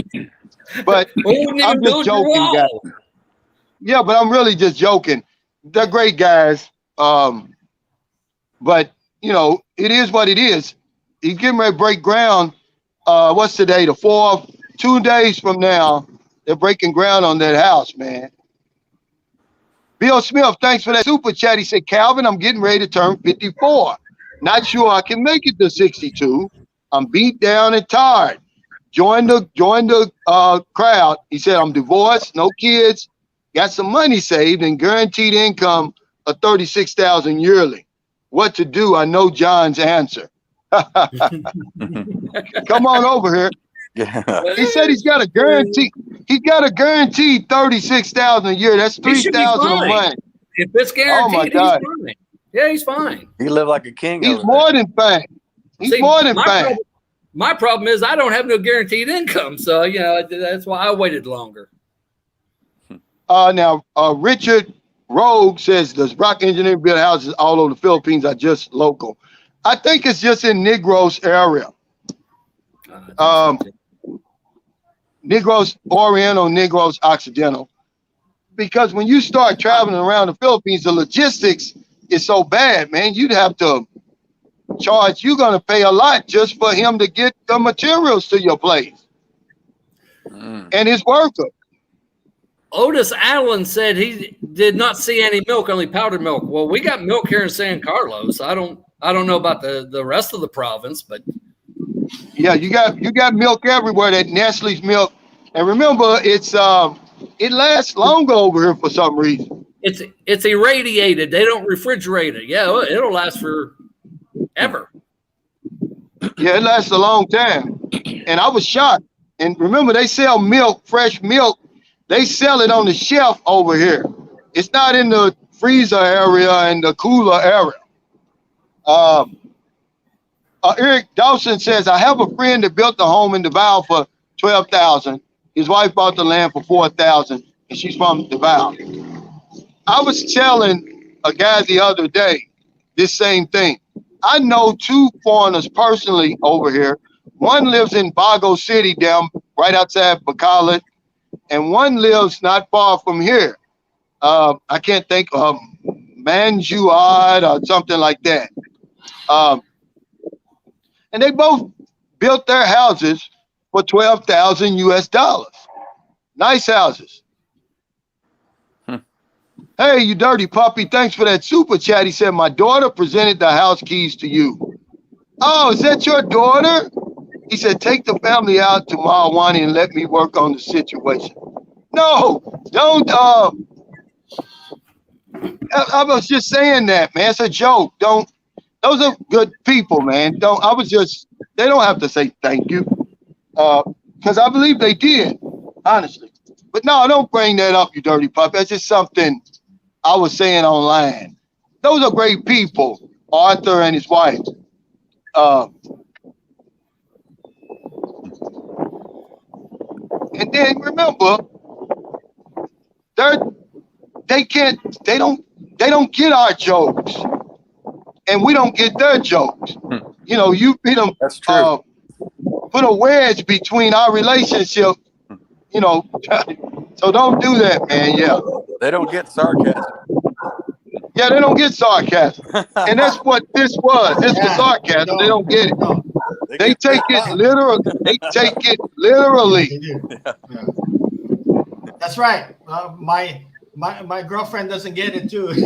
I try to sarcasm, she doesn't get it at all. She gets mad at me every time I try to do it. I'm like, it's just a joke. Yeah, they Yeah, get they it. don't get it.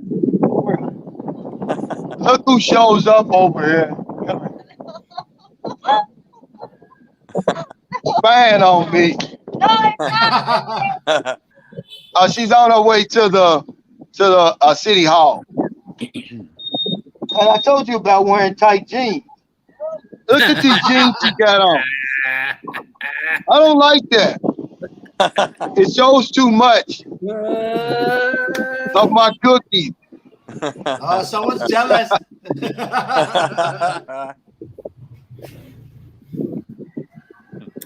Marijuana is not legal here. Don't do it. No, don't do that, man. I'd hate to. I'd hate to come and see you at the local jail, because I'm gonna tell you, Well, man. that's if you're these unlucky. jails- If you're lucky, they'll put a bullet Yeah. in you. Hey, Yeah. guess what? Over there. It's legal here. It's legal here. Is it? Yeah, Yeah. but you're not here though. No, but it's here on this island. It became legal. I'm like, holy shit. Hey, Neil Stewart said, John, can you share what you don't like about the Philippines and how the panel, everyone's family, think about your new life? John? Ask me a question. Okay, we're back. Yeah, Neil wants to know, can you share what is it about the Philippines that you don't like? Well, there's a lot of things I don't like. I'll be honest with you. During the summer, it gets pretty darn hot here, and I don't like that. But I mean, you can always go to the mountains where it's about 10 degrees cooler. The brownouts are a pain in the butt, but I tell you, I've actually got used to those. Dogs barking don't bother me anymore. Roosters crowing don't bother me. A drunk guy on karaoke that can't sing, well, the dogs are starting to bother me now, but a drunk guy on karaoke that can't sing turned up to 15. That gets on my nerves. The roadblocks that the government agencies put in front of you. I mean, doing anything through a government agency here is really a pain in the butt. But I could go on for an hour about the things I do like here. I mean, I think the good definitely outweighs the bad. Let me ask you, John, because I know, me and you, we were grown when we came over here. Did any of your friends or family give you any, did they say, hey, what are you doing over there? Why are you going over there, John? Well, first of all, I don't have no friends, so I didn't have to worry about that. But, as far as my family goes, my daughter, who was in her 30s, she was very supportive, but she's a little bit crazy like I am. My son was really sad that I was coming here saying, oh, I'll never see you again, everything like that. But my brothers, I mean, they've known me for 55 years at that time. Let him do what he wants. They don't care. So I really didn't catch the grief of anybody. Did you tell anybody you was coming, Danny? Oh, yeah. Oh, you mean the first time I went over there? Yeah. Yeah, my coworkers, they were kind of shocked that I was going over there. And they were kind of trying to scare me. This one guy, he was kind of joking around. He's like, probably what's going to happen when you get over there, you're going to wake up in a bathtub full of ice with your kidney missing. No kidney. And I was apprehensive about going over there anyway. So like, man, you don't have to tell me that kind of crap, man. Come on. I'm already nervous. Shit. I'm Well, shocked though, Danny. My brother's a nurse too, but he works with a lot of Filipinos. You don't work with Filipinos? I've had like one that worked in the psychiatric hospital. Oh yeah, I forgot. Yeah, you work in a psych ward. Yeah, a lot. You don't work in a regular hospital. I did for several years, but I mean, for the last 11 years, I haven't known. Yeah, John I haven't worked with a lot Waldrop. of Filipinos or Now Filipinos. this is typical right here, guys. He says, Calvin, I love your show. I've been chatting with this Filipino for about 2 months. She hasn't asked me for anything. And has her mother and father on the chat. Is that unusual? No, that's, she's not going to ask you for anything. There's an unspoken agreement. And, Filipinos, they've got a lot of pride. They're not going to ask you. They know their reputation around the world is gold diggers, and they try to do everything they can to shoot that down. But just because she ain't asked you for nothing don't mean she don't want nothing. Yeah. She wants something, okay? And it's not unusual. But John, you might have a good one. You don't know. It's a gamble. But when you get a bite, do you start reeling immediately? No, you fight it a little bit. Right. I met my girl. Yeah. What'd you say, Go ahead, Danny? I met my girl online. I met her on International Cupid. Hey, Mom Buntuck. My first girlfriend, I met her International Cupid, and she was not no scammer or nothing like that. She was crazy, but I found that out later. But I mean, she was for real and everything. She was gorgeous. Yeah, well, see, you got to understand something. They don't have to ask you for money. We're going to give them money anyway. They don't have to ask. They'll start hinting. Yeah, I mean, you don't even have to. We don't give them chance to ask us. We're trying to impress them and trying to put them in layaway and put them on reserve.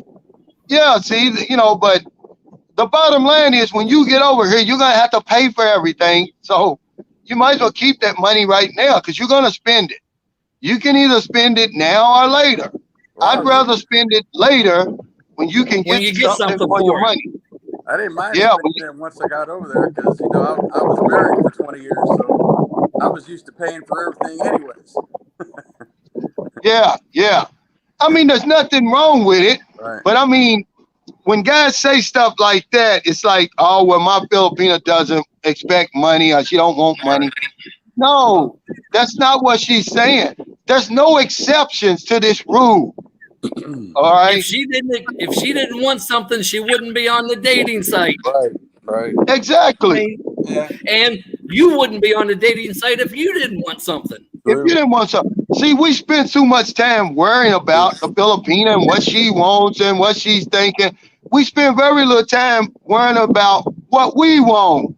Guys, you better flip that script over there. You better start worrying about what you want when you get over here, what you're looking for, what you expect. Okay, don't give it all. Don't put it all on her. That's how she wins. She got you focusing on her. No, she's already focusing on her. You need to focus on you. Just like John said, you're on that dating site for a reason. Why are you on there? Get that in your mind. Right. See? Don't fool yourself. Yeah, it's a two-way street. The little kids over here know why you're on that dating site, but you're afraid, to tell yourself. Find Irene on there. I was on those dating websites for almost 9 months before I met her on there. And I had to weed. And like I said, majority of the time you're gonna meet a fabulous woman. It may take you a few times. Danny got lucky. He met one over here. John met 6 or 7. 7. I stopped counting really. I've had 3 serious relationships, 4 if you count the young girl that I stopped dating, but I've had some flings. But you're lucky if you find that first one. But guys, you might as well make it up in your mind now. She doesn't have money, but she's got something else. See, you got the And you money. want it real bad. Yeah. Thank you, Dana Jones, for the super chat. He said 3 high school friends of mine live in the Philippines. Funny part is they moved there after they got divorced. Now 2 or 3 are happily remarried with kids. Yeah. And that's what my video was talking about that I did yesterday. It's today in America, but yesterday here. You know, a lot of guys over there say, I'm never going to get married again. And you're going to rethink that when you get here. If you meet the right woman over here, like Danny, look at Danny. He was divorced over there, right, Danny? Twice. Now you met a woman over here and you're going to get married again. Right. Because he'll probably live happily ever after. Right. That's right. One thing I forgot, the biggest detractor of me coming over here was a coworker of mine. She was Filipino. She was from 100 Islands up in Luzon there. When I told her I was going to the Southern Lakes, she goes, oh, don't go there. They're terrorists. They're going to cut your head off. But yeah, I forgot about that. And you hear more of that from Filipinos than you do foreigners because a lot of Filipinos here, they don't travel. Look, man, I'm going to tell you, I was hearing about down in Mindanao in 2009. The lady told me, don't go down there. And I'm like, have you been there before? No, but don't go down there. They're going to salvage you, she said. They're going to cut my head off and throw it in the street. And I'm like, and I went down to Mindanao. It's my favorite place now to go is Mindanao. I'll be honest. I went to Butuan City, northern Mindanao, and I was nervous, but people treated me great there. I enjoyed it. Yeah, you're nervous because of what people have told you and what you've read. Well, especially when the U.S. government, when the U.S. government puts out travel advisories. Unless you go down Zamboanga and, south of there in that South Sulu Sea, over by Basilan, Holo Sulu, Tawi, Marawi. This is a smart man. I named 4 places in this vast place over here. You don't have nothing to worry about, man. You got more chance of getting robbed in south side of Chicago than somebody bothering you over here. I promise you. Neil Stewart, thanks for that super chat. It's a good question. I can answer. He says, what are the panel's thoughts about having kids later in life? Any concerns about living long to see the kid graduate college and how to ensure the family is taken care of if you pass? Do you have any problems, John, having any children later in life over here? This is my nitty gritty on that. I would be a much better parent now than when I was in my 20s. I was not that good of a parent. I worked all the time and everything else. So I think I'd be a much better parent now. Now, as far as how to ensure your kids are taken care of after you're gone, your kids can get half of your Social Security. And it's not half taken off you, half in addition to. So if you're 65 and have a kid, well, they get half your Social Security. If you die, they're still going to get it till they turn 18. So I mean, that's one way, and that's something that I really need to think on as far as maybe setting up a trust or something, because you don't want to give people a lot of money at once. It won't end well. Right. Yeah, it's not going to end well. Here or anywhere else, I've seen some of my friends go through their family's inheritance and everything Real like that. quick. I've had children older in life. My oldest son over here is 10. I've got a son, 9, and now, of course, Booby. And I live in the day, man. I really don't worry about that stuff. I let that stuff take care of itself down the road. I'm going to give them all that I can right now. And, I built that house for Booby. Cash over here is a good way to make sure your kids are going to be taken care of. Give them their U.S. citizenship, Neil. That's what I've done. All of my kids except for Booby, and as soon as we can, we're going to get hers. My 2 sons are U.S. citizens. The least you can do is that over here. But when you come over here and you start dealing with these young women, they're fertile. You touch them, you blow on them, and they're going to get pregnant. It's something you better start thinking about. And they want kids. Yeah, and a lot of them want children, and their, contraceptives. That's going to be on you because they don't deal with contraceptives, But it's a great question, but I didn't have any problems, man.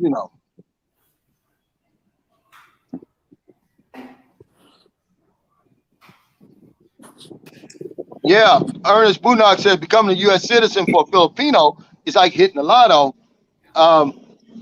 If you have children over here, if you're a U.S. citizen of England, France, Britain, somewhere like that, Australia, that's the least you can do for your child is get them that citizenship.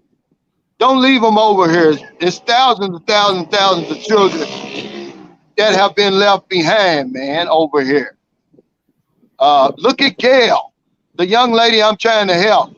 We found her father. He still don't want nothing to do with her. 30 years later, like, the woman don't want anything from you. Just give her U.S. citizenship.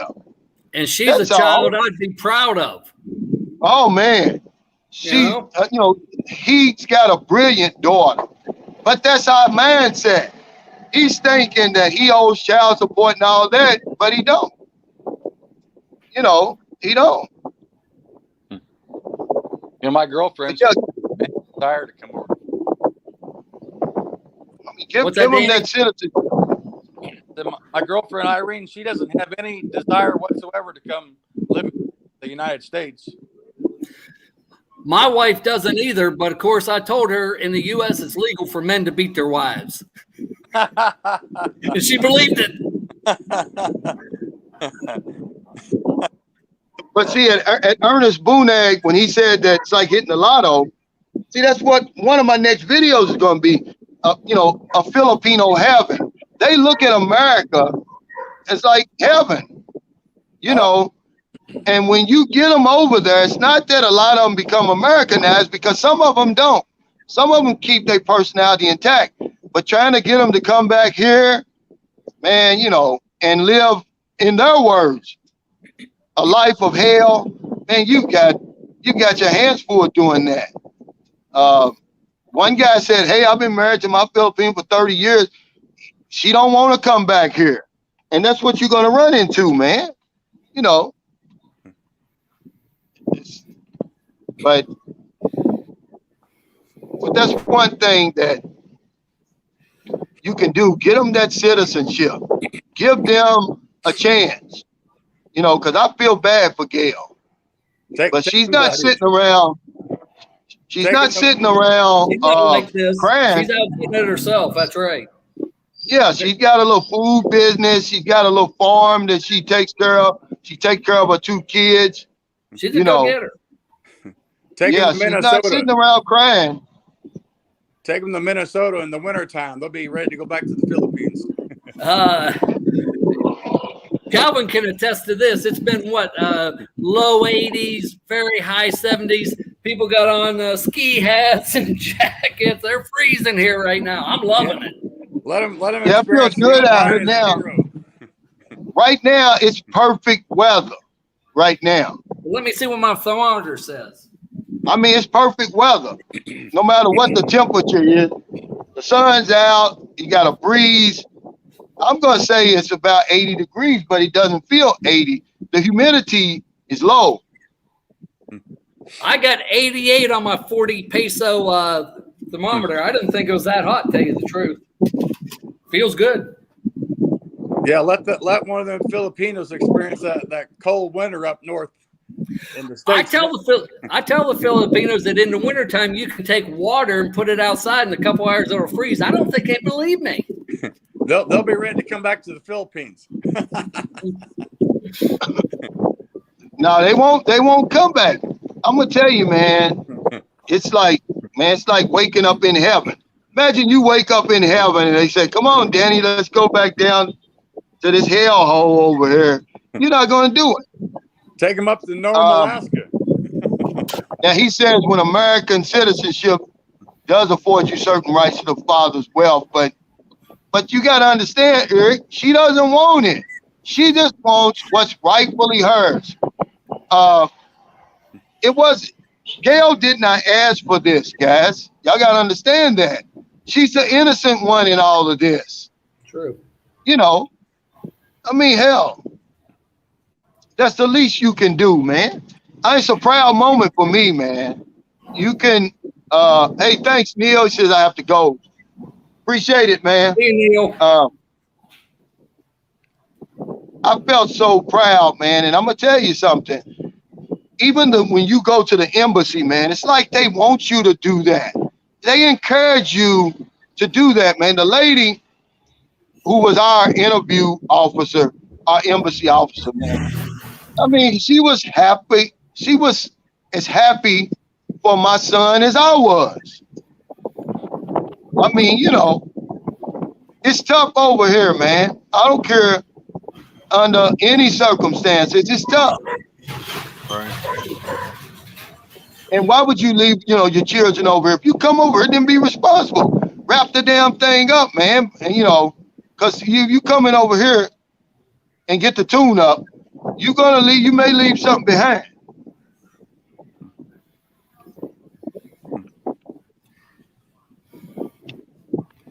Hey, Daryl.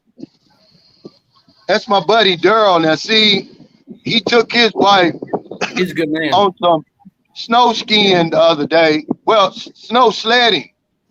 It's cold as hell. She ain't trying to come back here. You know, imagine going to a place, Danny, where you were making, okay, like I'm gonna keep it on my ex-wife. She's making about $15 an hour. That's $120, about $120 a day. So she's making the same amount in one day that she was making in 1 month. So imagine what you make in 1 month, Danny. If you went someplace where they were paying you that every single day, would you want to come back to your old life? Yeah, I get it. Yeah. I don't care how cold it is. You know, if they paying you, if you earning 5,000 a month and you go someplace where you can earn 5,000 a day. Yeah, I sleep on a bed of icicles. Give me that damn money. I wouldn't give a damn. She's always talking about it. Oh, it's cold here today. I'm No, like, well, what's the temperature? You know, it'd be like 70 degrees. I'm like, what? Come on. I'm like, you don't know what cold is. But it's true. It's true, Danny. I promise you. Yesterday, my girlfriend, her daughter, they all said, "Oh, it's booked now outside," meaning cold. I'm like, cold? It's 80 degrees out there. Right. See, Will said, Calvin. My name is Calvin. Also, how can I reach you offline? I'm gonna put my my email up here. Wait.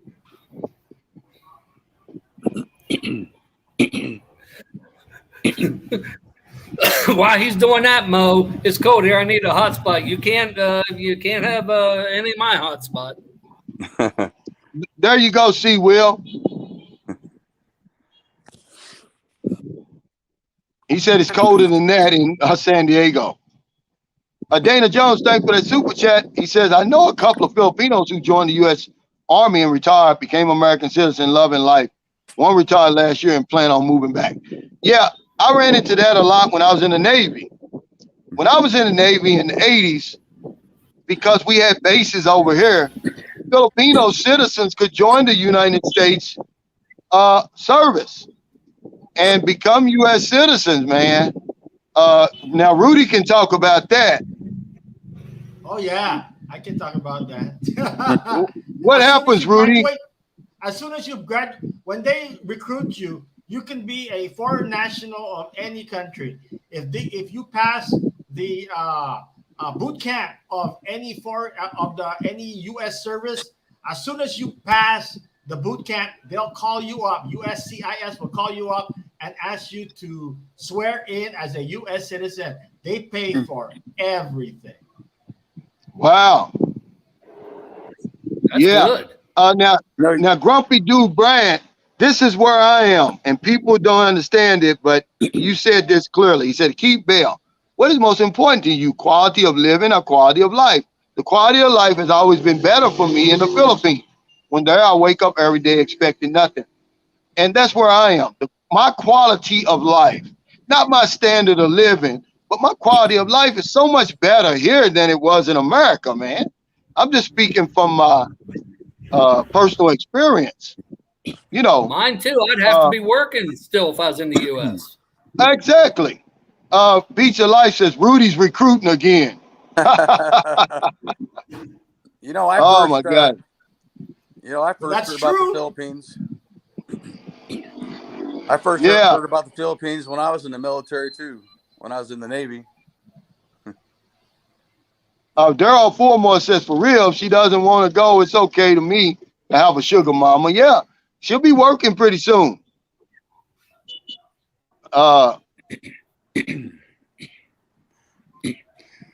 He said, my nephew joined the Marines and is now a U.S. citizen. Yeah, I'm going to promise you, man, I was on board the USS John F. Kennedy, and there was Filipinos who could not speak a bit of English, and they were part of the Navy.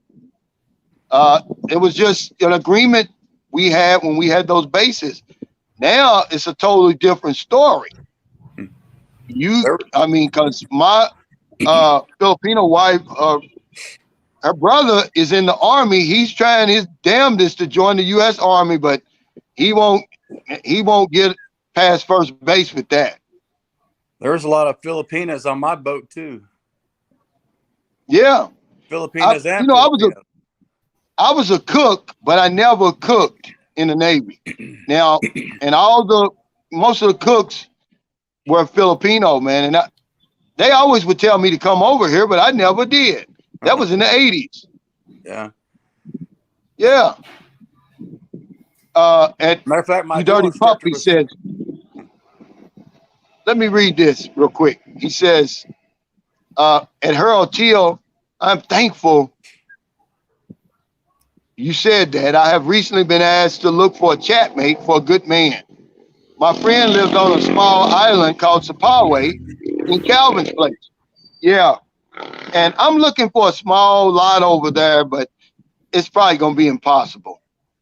And if it is, it's probably going to be expensive, but I can put it out there in the universe. I like to build just a small place to go over there, you dirty puppy, on the weekends, you know, and near the ocean.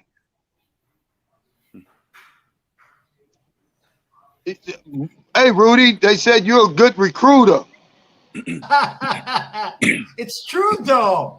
I swear I didn't even know about it till they contacted me and so forth, and I'm like, oh, is that all you need? Because yeah, all you need is if you graduate from boot camp, they'll swear you in, and they pay for everything. You don't even have to pay 1 cent. No. Tell us again, Rudy. Tell us again why you sent your wife into the service. Because I thought that when all things were happening, right, that sending her to the service would toughen her up and everything else, and she started to miss me, and then we can get back together. But I guess it went the other way around. Hey, thanks, Brian, for that super chat. He said, Calvin, I like Rudy. He has a good sense of humor. He can take the jokes. He lost his lady to a big black guy. He did. Rudy told me that. I didn't know it. I was just joking with Rudy. I was just joking with Rudy when I said that. He said, no, it's true. And then Rudy sent me the picture of the guy. He's stalking the guy's Facebook page. He sent me a picture of the guy. I said, I want to see the guy, Rudy. I showed you this. He's tall, isn't he? Is he big or what? I told you. Well, that answers that question. Do Filipinos like black guys? I guess you can ask Rudy. Do Filipinos like black guys, Rudy? I guess so. He was big. If y'all want to know, just ask Rudy. He's a expert on that. He said, what service did she enter, Rudy? Air Force. Branch? Air Force. Okay. Yeah, but I like Rudy. I'm telling you, Rudy is really, he's like this guy's like a genius, really, man. Rudy is. He got a lot of knowledge on a lot of stuff, except women. Don't go to him for no advice about women, but anything else, you can tell him. Don't Rudy. ask him about no woman though. Rudy, you still send that girl Mindanao money? Yeah, Bitcoin. Not no more. She hasn't Oh, asked what yet. happened? No, she hasn't asked yet. She's still in. Oh, okay. She's still in Kamaguin. Yeah, the chair force. The chair force. Yeah, that's what they call it. The Give me chair a job force. out there, Rudy. You give me your resume and the contact. I probably can. Cool. Yeah, because hey, Danny, Rudy works at the university, by the That's way. right. Yeah. Yeah, that'd be awesome, man. Oh, What- Calvin. The nurses, they work what, 12-hour Yeah. shifts over there? Sometimes. But Calvin, guess what? I found out today that we have a new admin for my department, and she's Filipina. She just came back from the Philippines and told me that they're going to start to open up sooner or later when the what you might call election starts to happen. Yeah. I said that. I said it would shock me because there's a lot goes on over here during election time here, guys. Yeah. It gets violent over here. I would be shocked if they opened up before then, but they did. The only thing that shut it back down was the damn Omicron. Yeah. Richard Rogue said, "How did you spoil me?" Well, I met John. Me and my girlfriend, we were here doing our laundry before I bought that my washing machine. And here come John and his girlfriend walking by. Well, I got to give John credit. He stopped and talked to me. He's the only one that's ever done that. And I was sober. Yeah, John was sober. Yeah, Calvin, But that's how I met. Calvin and I met at the Drip Dry. Yeah, that's the name of it. What's it called? That's funny. And I met Danny and Rudy on my website, really. But I consider them friends now. If I saw them today over here, hell, we wouldn't miss a beat. It'd be like I've been knowing them. I'm going to come and see you guys for sure. I hope. Well, If I I'm can make gonna it to tell you Guam, something. I'll hang out with Rudy. Oh yeah. Yeah. C. You'll probably Will, see thanks Rudy for that. before you see us. C. Will, thanks for that super chat. He says he's been watching for quite some time now. I have a fiance there and was about to marry her, but got held up by everyone's favorite virus. Been back and forth for 6 years now. Thanks to you and John for the informative content. Thank you, C. Will. Yeah. Are you going to get married here? Are you going to get married in the States? Or online. What is Otis Allen talking about? This ain't funny. What's he talking about? Did I miss something, guys? I don't know what he's talking about. I don't know. I missed it too. I don't know what's funny. I don't know what he's talking about. Oh, okay. I guess he's talking about Rudy losing his wife to a black man. Oh shit. Would it have Well, he mattered? seems to be Would it- taking it Hey, well. I don't think it would have mattered if he was Chinese to Rudy, would it, Rudy? Nah. Wouldn't matter. That It's hurts, just that- though. You know. Well, it That just hurts to turned out lose to your be woman. it's a black guy. You know what can I say? Yeah, that's all. But you know she's never coming back. She's never coming back because once you go black, you don't come back, Rudy. That's true. That's true. So quit trying to get her to come back. No. Hey, that's why I got another one. Remember? Well, don't bring her around any black guys, Rudy. I don't think so. Hey, here's something you should know. The first guy she cheated on me for was a Filipino that was in the Navy. Oh wow. Those damn Navy And- guys. Yes, and so what happened was how I got the guy back was that I complained to the admiral of the Navy base here with the help of my congresswoman. And of course, as you know, when you complain that way, they have 7 days to respond because it's a congress person. So I made it worse when I complained to the congresswoman and she filed the paperwork to the admiral on the naval base. Wow. And so the admiral was just like, oh shit. Dang. Yes, I took it that far. Wow. Yeah. Yeah. Eric Brown said, Calvin, how about the children's education? You know, when children here are in elementary, I would say elementary school experience here in the Philippines is a lot better than in America. It's only because they let them be kids, man. You know, I had so much trouble with my son. He was in kindergarten over in America, by the way, and they're calling me in for these conferences and stuff. And I'm thinking to myself, lady's only in the kindergarten.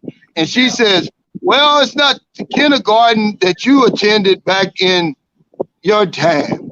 You know, all they're worrying about is these damn scores and, you know, these national scores for the school and all of that. My son came over here and excelled, man, because he's having fun in school over here. Hell, he was in the first grade when we got here. Come on with that foolishness. But yeah, they got good education over here. If you got the money, you know, I wouldn't go to a public school because you might have 70 or 80 people in the class. That's just how it is. You can get a tutor here, you know, a private tutor for like $20 a month. Wow. Yeah. And then, you know, a private college here, a private high school. See, Marilyn's daughter goes to a private high school here. It's only about 20,000 pesos a year, but they pay a certain amount of that because she's a scholar. So I think we end up paying like 15,000, about $300 a year. But it's worth it because when it comes time for her to go to college, she'll have her pick of colleges. Yeah, I think the schools over here, they're just too confused with that whole Common Core crap that you. Yeah. I mean, you know, if you look at some of us on this live stream, the schools over there aren't so well, are they, John? Well, you see my language skills are not very good. You're probably here in the United States, you know, if you went to school, probably 1 + 1 probably doesn't equal 2 anymore. Yeah, that's a fact. But you know, the thing about it is a true education. Henry Ford says, you know, he only had like a 6th grade education. Henry Ford. School don't make you smart. Yeah, it don't make you smart. You know, just, you know, you giving me information and I'm spitting it back to you. That's not real education. In my, you know, filling my head with all them needless facts. What does that amount to? It amounts to nothing. You know, really, if I asked somebody right now who was the 15th president of the United States, you couldn't tell me. But if I asked you who's the 16th, you could tell me. You know, if I asked you, who's the 7th president of the United States, you couldn't tell me. But if I said, well, who's the 1st? Because all that stuff don't matter, man. Right. Really.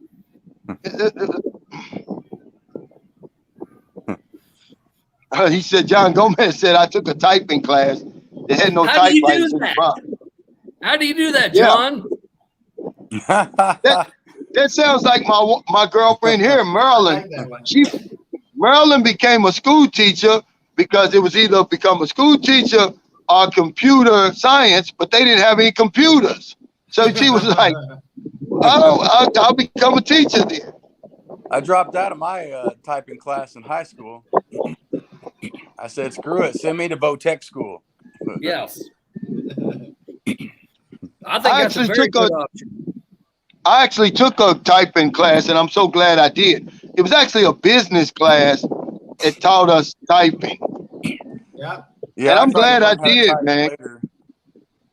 I tried. I took that in business school. When I went to business school, they taught us typing and how to type and everything else because we had to type our own resumes and everything else. That's so right. That's what I had to do. That's right. I just learned to hunt and peck.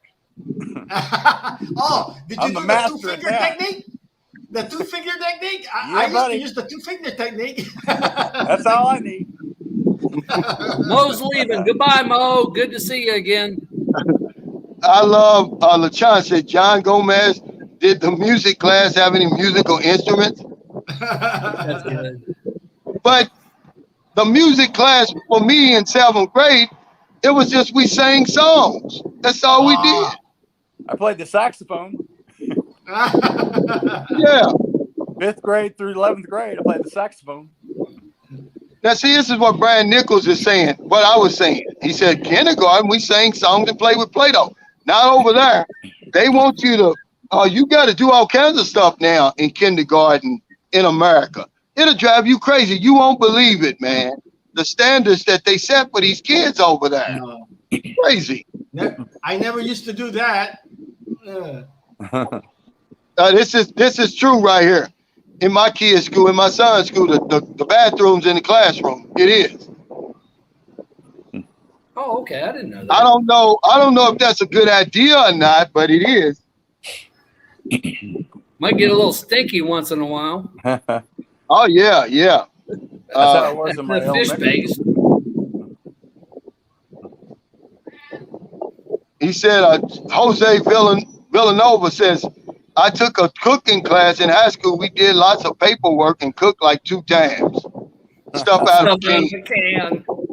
Yeah, they used to have home ec, but I never took home economics. Yeah, I took They home teach ec. you how to sew and all that stuff. That was the only class I flunked, home ec. Yeah. It was my senior year, and I didn't need the credit to graduate. I was like, screw it. They try to make me carry around this damn egg everywhere, and I refused. I was like, I'm not going to carry around no stupid-ass egg everywhere. An egg? Yeah, an egg. You know, it had a face on it, and you had to pretend like it was your child. I was like, hell no, I'm not going to do that. Let me ask you something, Danny. I never asked you this before.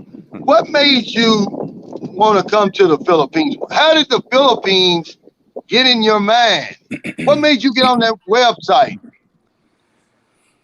Well, you know, the first wind of the Philippines, you know, I got as far as, you know, actually somebody going over there was one of my coworkers. He had gone over there on vacation a couple of times, and I was just fascinated by, you know, the stories that he was telling me about. But then, you know, about 3 years later, my ex-wife and I split, and yeah, I was like, well, screw it, you know, initially I was just I went on a website, dating website called TiCupid. So, you know, originally I was looking at going to Thailand, right? Yeah. And, you know, I got chatting with, you know, a bunch of different women on there. And then I discovered another dating website that was they were kind of linked together with TiCupid. And it was called Afro Introductions. So I started chatting with women, you know, from Ghana and Cameroon and all these other places over in Africa. And then eventually I stumbled on International Cupid. Yeah. That was like a dating website for the whole world. So I was like, wow, I found the holy grail, you know, for dating websites. And I just narrowed it down to, I didn't care who, you know, I didn't care what kind of woman I met. You know, that could be green, purple, yellow. I didn't care, you know. But I started chatting with Irene over there, and we just hit it off, and you know, from then on, you know, that Philippines, that was my major focus. Yeah. Let me ask you, how long did y'all chat before you came over? Well, you know, like I said, I was chatting with women, you know, initially like on TiCupid. No, I mean with Irene. Right. Yeah, I'll get to that, but you know, the thing with like TiCupid, it seemed like if you were chatting with somebody and you weren't making plans to go over there, they would just ghost you. You'd be chatting with them and then like boom, they just disappeared. I'm like, what the hell? I thought we were getting along great, and you just all of a sudden you disappeared, right? Well, when I met Irene, I didn't want the same thing to happen, because, her and I hit it off great, and I didn't want her to disappear.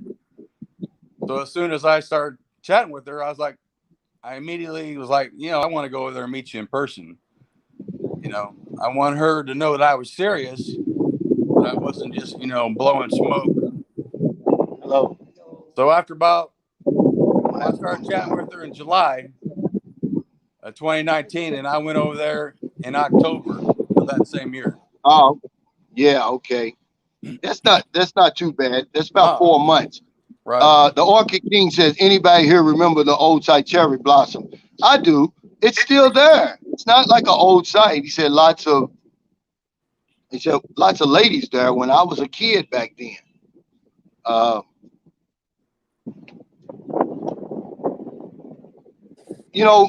Paul Smith said the only way to escape poverty is education, right? He said, I heard of luck, but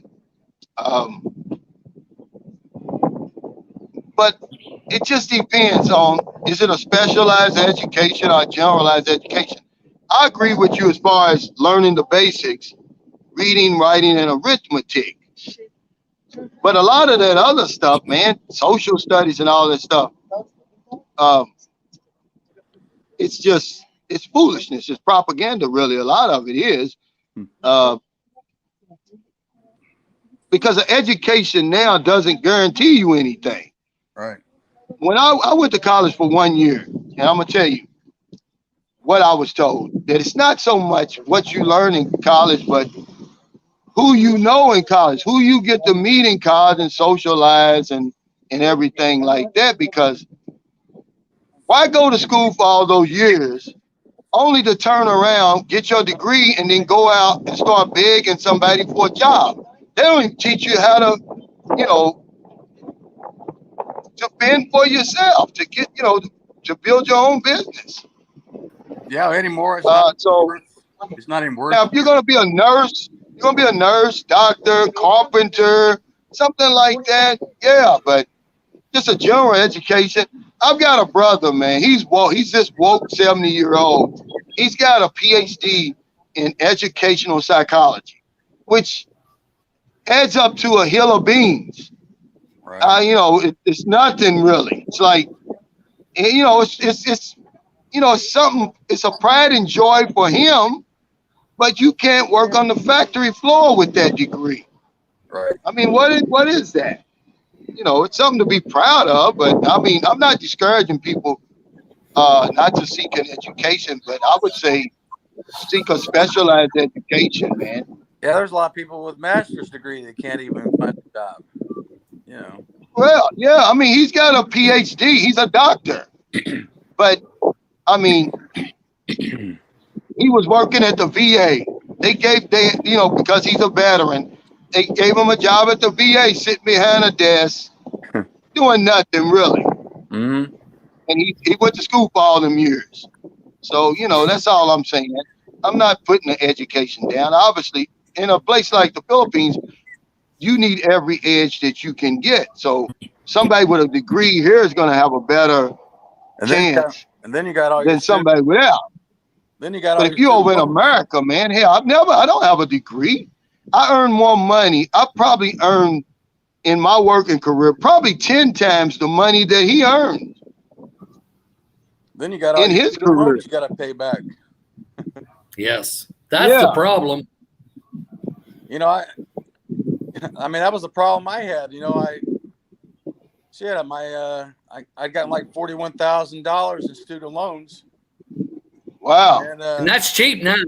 And then when I got out, started working my first job, I was only making $16 an hour. So, when I started paying back on my student loan, hell, after a while, my student loan was the last thing I give a shit about paying on. And I started using up all my deferments, and after several years, they give you like 3 years worth of deferments. Well, I wasn't very good with handling money, so I ended up using all my deferments, right?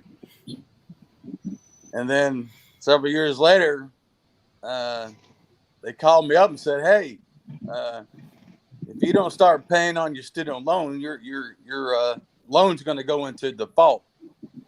Wow. Well, I didn't know what that meant. I didn't read all the fine print on the promissory note.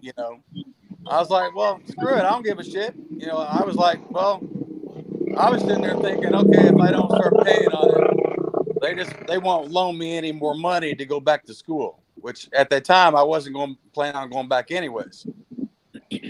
Well, come to find out, over the years, with all my late fees and the interest and all that they were charging me, my original student loan of $41,000 went to $53,000, and then when it went into default, it went from $53,000 to $64,000 overnight. Yeah. Wow. Yeah, they had I know that. a $12,000 default fee. Wow. Yeah, now I know that there hasn't Biden did Obama or somebody start forgiving a lot of those student loans. Is that true? Well, I paid mine off. I paid mine off in 2018. I was like, super focused on paying it off, but I think a lot of them, they just kind of, you didn't have to make payments over a certain amount of time, or they stopped putting interest on. It was like interest free. They had something going on. Yeah. No, mine's different, Calvin. The university here gives their own loans. So I paid $20,000 of it already. I'm complete, so I'm good. They just take it out of my paycheck because I work for the same university. So let me ask you something, Rudy. Did you have a degree before you started there? What you call this? I started off to get a degree in biology. No, I'm asking you, did you have a degree when you started there? No. Okay, so you got your degree while you're working? No, I got it. I didn't work and everything. They allowed me to go to school and complete the degree because I came back from Honolulu, Hawaii. When I came back from Honolulu, Hawaii, because of my father's passing away for health reasons, that's when I started to complete it here on the island. But Hawaii was nice enough to give me all my loan back so that I could use it here on Guam. Yeah. Now I remember when I was in the Navy. Believe it or not, now I think the statute of limitations is up on this. I ordered a college degree through the mail, and they got me one. Yeah, I had one from the paper mills. I don't know if you can do that anymore, but I did that, man. And hell, I had a college degree. It wasn't legitimate, but I had one. Hey, Orville Hedrick, thanks for that super chat. He said, "Hey, Calvin, I'm living here in Bulacan. I'm now sponsoring 4 kids in the local Mai Tai and BJJ. I am now sponsoring our local sports tournament in June. Calvin, you have been a big inspiration for me here in the Philippines." Thanks, Orville, man, and congratulations on the birth of your child, you and your wife's child. Orville, he's up in Luzon. Now, that Mai Tai, is that, that's like karate or something. Is it martial arts or something, Orville? Yes. Muay Thai? Yes, it is. Yeah. Muay Thai. MUY. Now, I tell you something, and this is why I love Cebu so much. And it's like a big city, really. On Friday, they have, if you go to the Waterfront Hotel, they have great boxing matches, great MMA matches every Friday, man, for $5. I like that kind of stuff. I don't know about anybody else.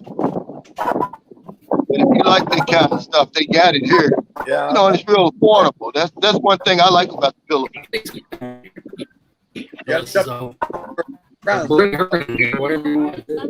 No. Till Iskandar said, "Yeah, you can do it. It's just not accredited."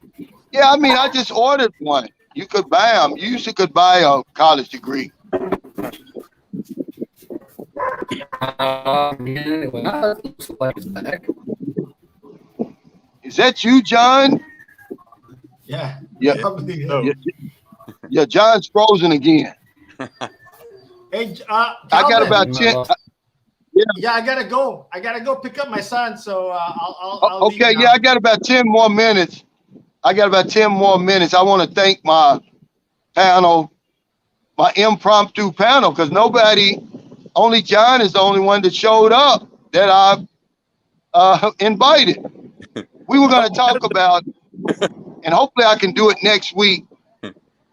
A couple of people have travel agencies, and we were going to talk about traveling to the Philippines, when's the best time to buy the ticket, the best airline, blah, blah, blah, but they didn't show up. So we're going to try to do that. But thank you, Rudy. It's always a pleasure for you to come on here, man. And I'm going to pass this email on to a couple of guys. Okay. Rudy, that would be a good thing for you, man. You know this Bitcoin stuff backwards and forwards, man. I would start a YouTube channel. I would start a blog. You got too much knowledge just to hold it inside that big ass head of yours. Yeah, I need to learn some of that too, Rudy, because I started, going into it a little bit myself in November, and I went into it when it was kind of going up. Now it's a good time now because the price is at 46, or it's gonna dip probably 45 or even 44. But as soon as it dips that low, it's a good time to buy in because it's gonna shoot up later on before even summer or even March when it starts opening up in the PI. It's gonna start shooting up. Well, I'm scared to invest anymore because I was buying it was in the 60s. Well, there's other ones you can do where you can hold it in as a wallet and they'll gain you interest of APY. So you can use it. You can gain interest on it till, of course, when it rises up again, then you can start buying in again. Right. Let me ask you something, Rudy. Let me ask you something. Have you ever thought about starting a coin? Beach of Life says that. Yeah, he you said, can. Rudy, start a coin.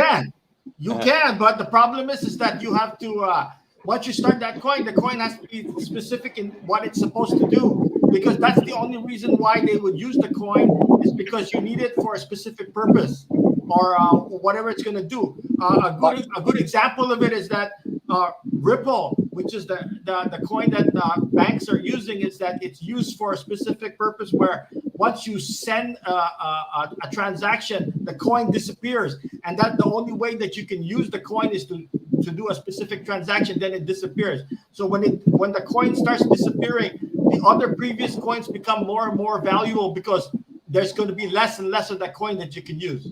So you have to design a specific purpose for that coin. Hey, let me ask you something, Rudy.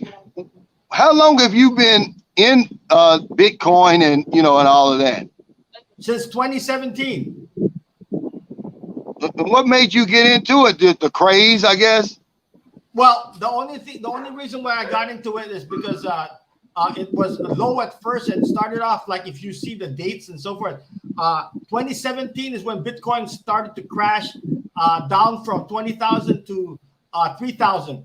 And I noticed by looking at the charts and everything else that Bitcoin, when it first started, it was easy to mine and so forth because of the what you might call there was no halving of the coin and so forth like that. That's why it started to, once the halving started, mean to say less and less coins were getting into the market, then it started to get more and more valuable. So once it got started to where it got more and more valuable, people started to get into it and so forth. And then the price of the coin started to go up higher and higher and higher, starting from when it was below $10 to up to $100 to $300 to $700 where it topped off, and everybody thought it was going to go back down. But as soon as it topped off at 700 and everything else, everybody thought it was just going to crash, but it didn't. It went up it started to go up higher until it reached 20,000. Then it came back down to down to its 3,000 in 2017. And that's when I started to buying in, and that's when I got my first Bitcoin. Okay, read this. Can you see this comment? Read it, Rudy. Yeah.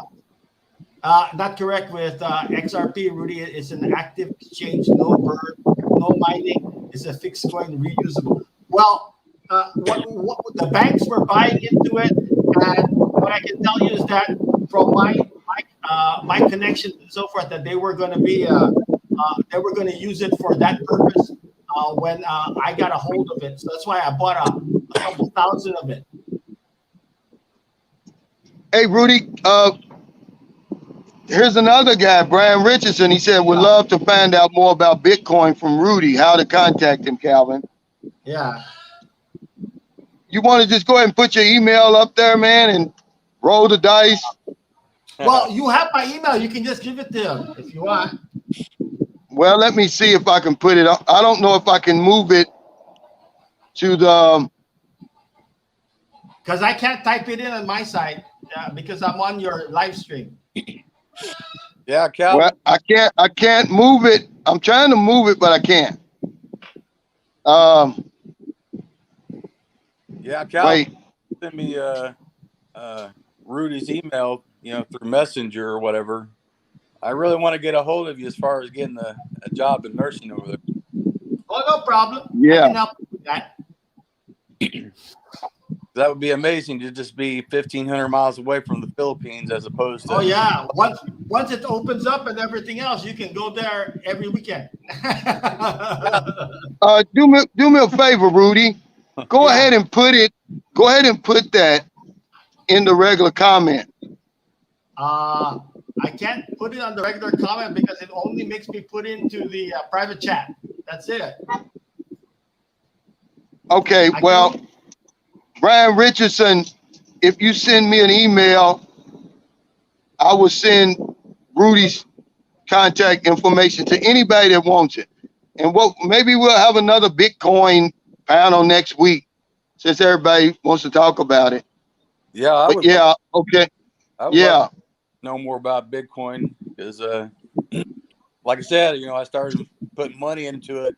If I would have waited until like the middle of December, I'd be all right now. But I waited until it spiked up. You should have a good one. You should have got into like way back when, if you knew me, was Litecoin, because I bought a few of those Litecoins at $30 a piece, and now they're over 100. So I made a pretty good killing in those because what you call this? I bought them at 30, and I over 100 now. Okay, Rudy. He says, which website or app is best for buying crypto? Coinbase. That's what I use. Coinbase. Coinbase. There's some others, but I can tell you them later on if you contact me, because those others are the ones that pay you APY for you're holding your Bitcoin at the specific. As you know, if you take into effect that what you might call inflation and so forth, because inflation is up, I can think 4 to 8% if I'm correct. But in Bitcoin and so forth like that, if you hold those coins are in those wallets will pay you 12%. Some of them will pay you 8 to 12% for holding the coins or APY for the entire year. So each day they will be paying you just for holding that coin in that wallet, and then you're better off than you were before because you're gaining that profit each and every time, and you're above inflation, if you might say. Yeah, I invested in a bunch of Bitcoin, Ethereum, Cardano. Oh yeah, Cardano is up. Cardano is supposed to go up because there is a what you might call what they're gonna do is that they're gonna pump the coin up. It's supposed to reach at a specific level. They're pumping the coin up already. Huh. Hey, Brian Richardson, there's my email. If you want to contact me, I'll give you Rudy's information, Brian Richardson, or anybody else who wants to contact Rudy. Yeah, I invested a bunch of different altcoins, but when they all start dropping, I just started trading them all. I figured Bitcoin would survive. Well, Bitcoin will always survive. It's the mother of all coins, so it's the first one. So it's never. It may go down, but it'll always go up because what you call this? It's the original. Yeah, I had Shiba Inu and Curve, and I had a bunch of them. Danny, and Calvin knows this. I invested when I think there's a coin called Dogecoin. Yeah, I had that Yes. too. I invested that coin when it's almost practically nothing. So I mined that coin. I had over 500,000 of those coins. Oh my Lord. Yeah. I'm gonna hold on for a second. Seems like I started investing after the gold rush. Yeah, well, what happened was when the coin started rising in price, I tried to sell it when it was 7 cents. If you multiply that by 7 cents for 500,000, you'll know how much I got. But I couldn't sell it. I only could sell it for 4 cents on a dollar for each coin, and I got at least 26,000 out of it. Okay. Hey, everybody. I want to thank y'all so much. I got to get off here. I'm working on data here. I want to thank my panel, first of all, Rudy. I want to ask you to come back next week, Danny. We'll get some more Bitcoin guys on here. Thank you to all my viewers and subscribers. Thank you for your super chats, your super stickers, all your thumbs up, all your support for Sunshine Shoulders. We just recently went over 25,000 subscribers. I'm just over the moon with that. I can't believe that. Congratulations, man. Yeah, I really appreciate all the help, all the support. But my time is up today. If you haven't seen my latest video, go back and take a look at it. It's my Filipino wife versus my American wife. Money, love, and third parties. It's just comparing life being married to a Filipino versus being married to an American woman. And I made that video for a lot of the guys on here who have been married to American women before. And they said, well, I'm never going to get married again. And I said, well, you might want to rethink that once you get over here and you meet the right woman, because they have some outstanding qualities. And, look at Danny. He said he never was going to get married again. He's on the verge of getting married. He built the house over here, the business. But yeah, guys, thank you so much for the super chat, Ed from Queens. He says, I've been invested in crypto for 10 years and it's all manipulated. He says, I have to be lucky to buy the right coin. Hold long term. All other advice is BS. Hey, Ed, why don't you send me your email and I'll send you the link. You can be on next week, man. I'd appreciate it. But hey, guys, I got to get off here. Take care. Stay safe. Stay COVID free. I'll see y'all next time.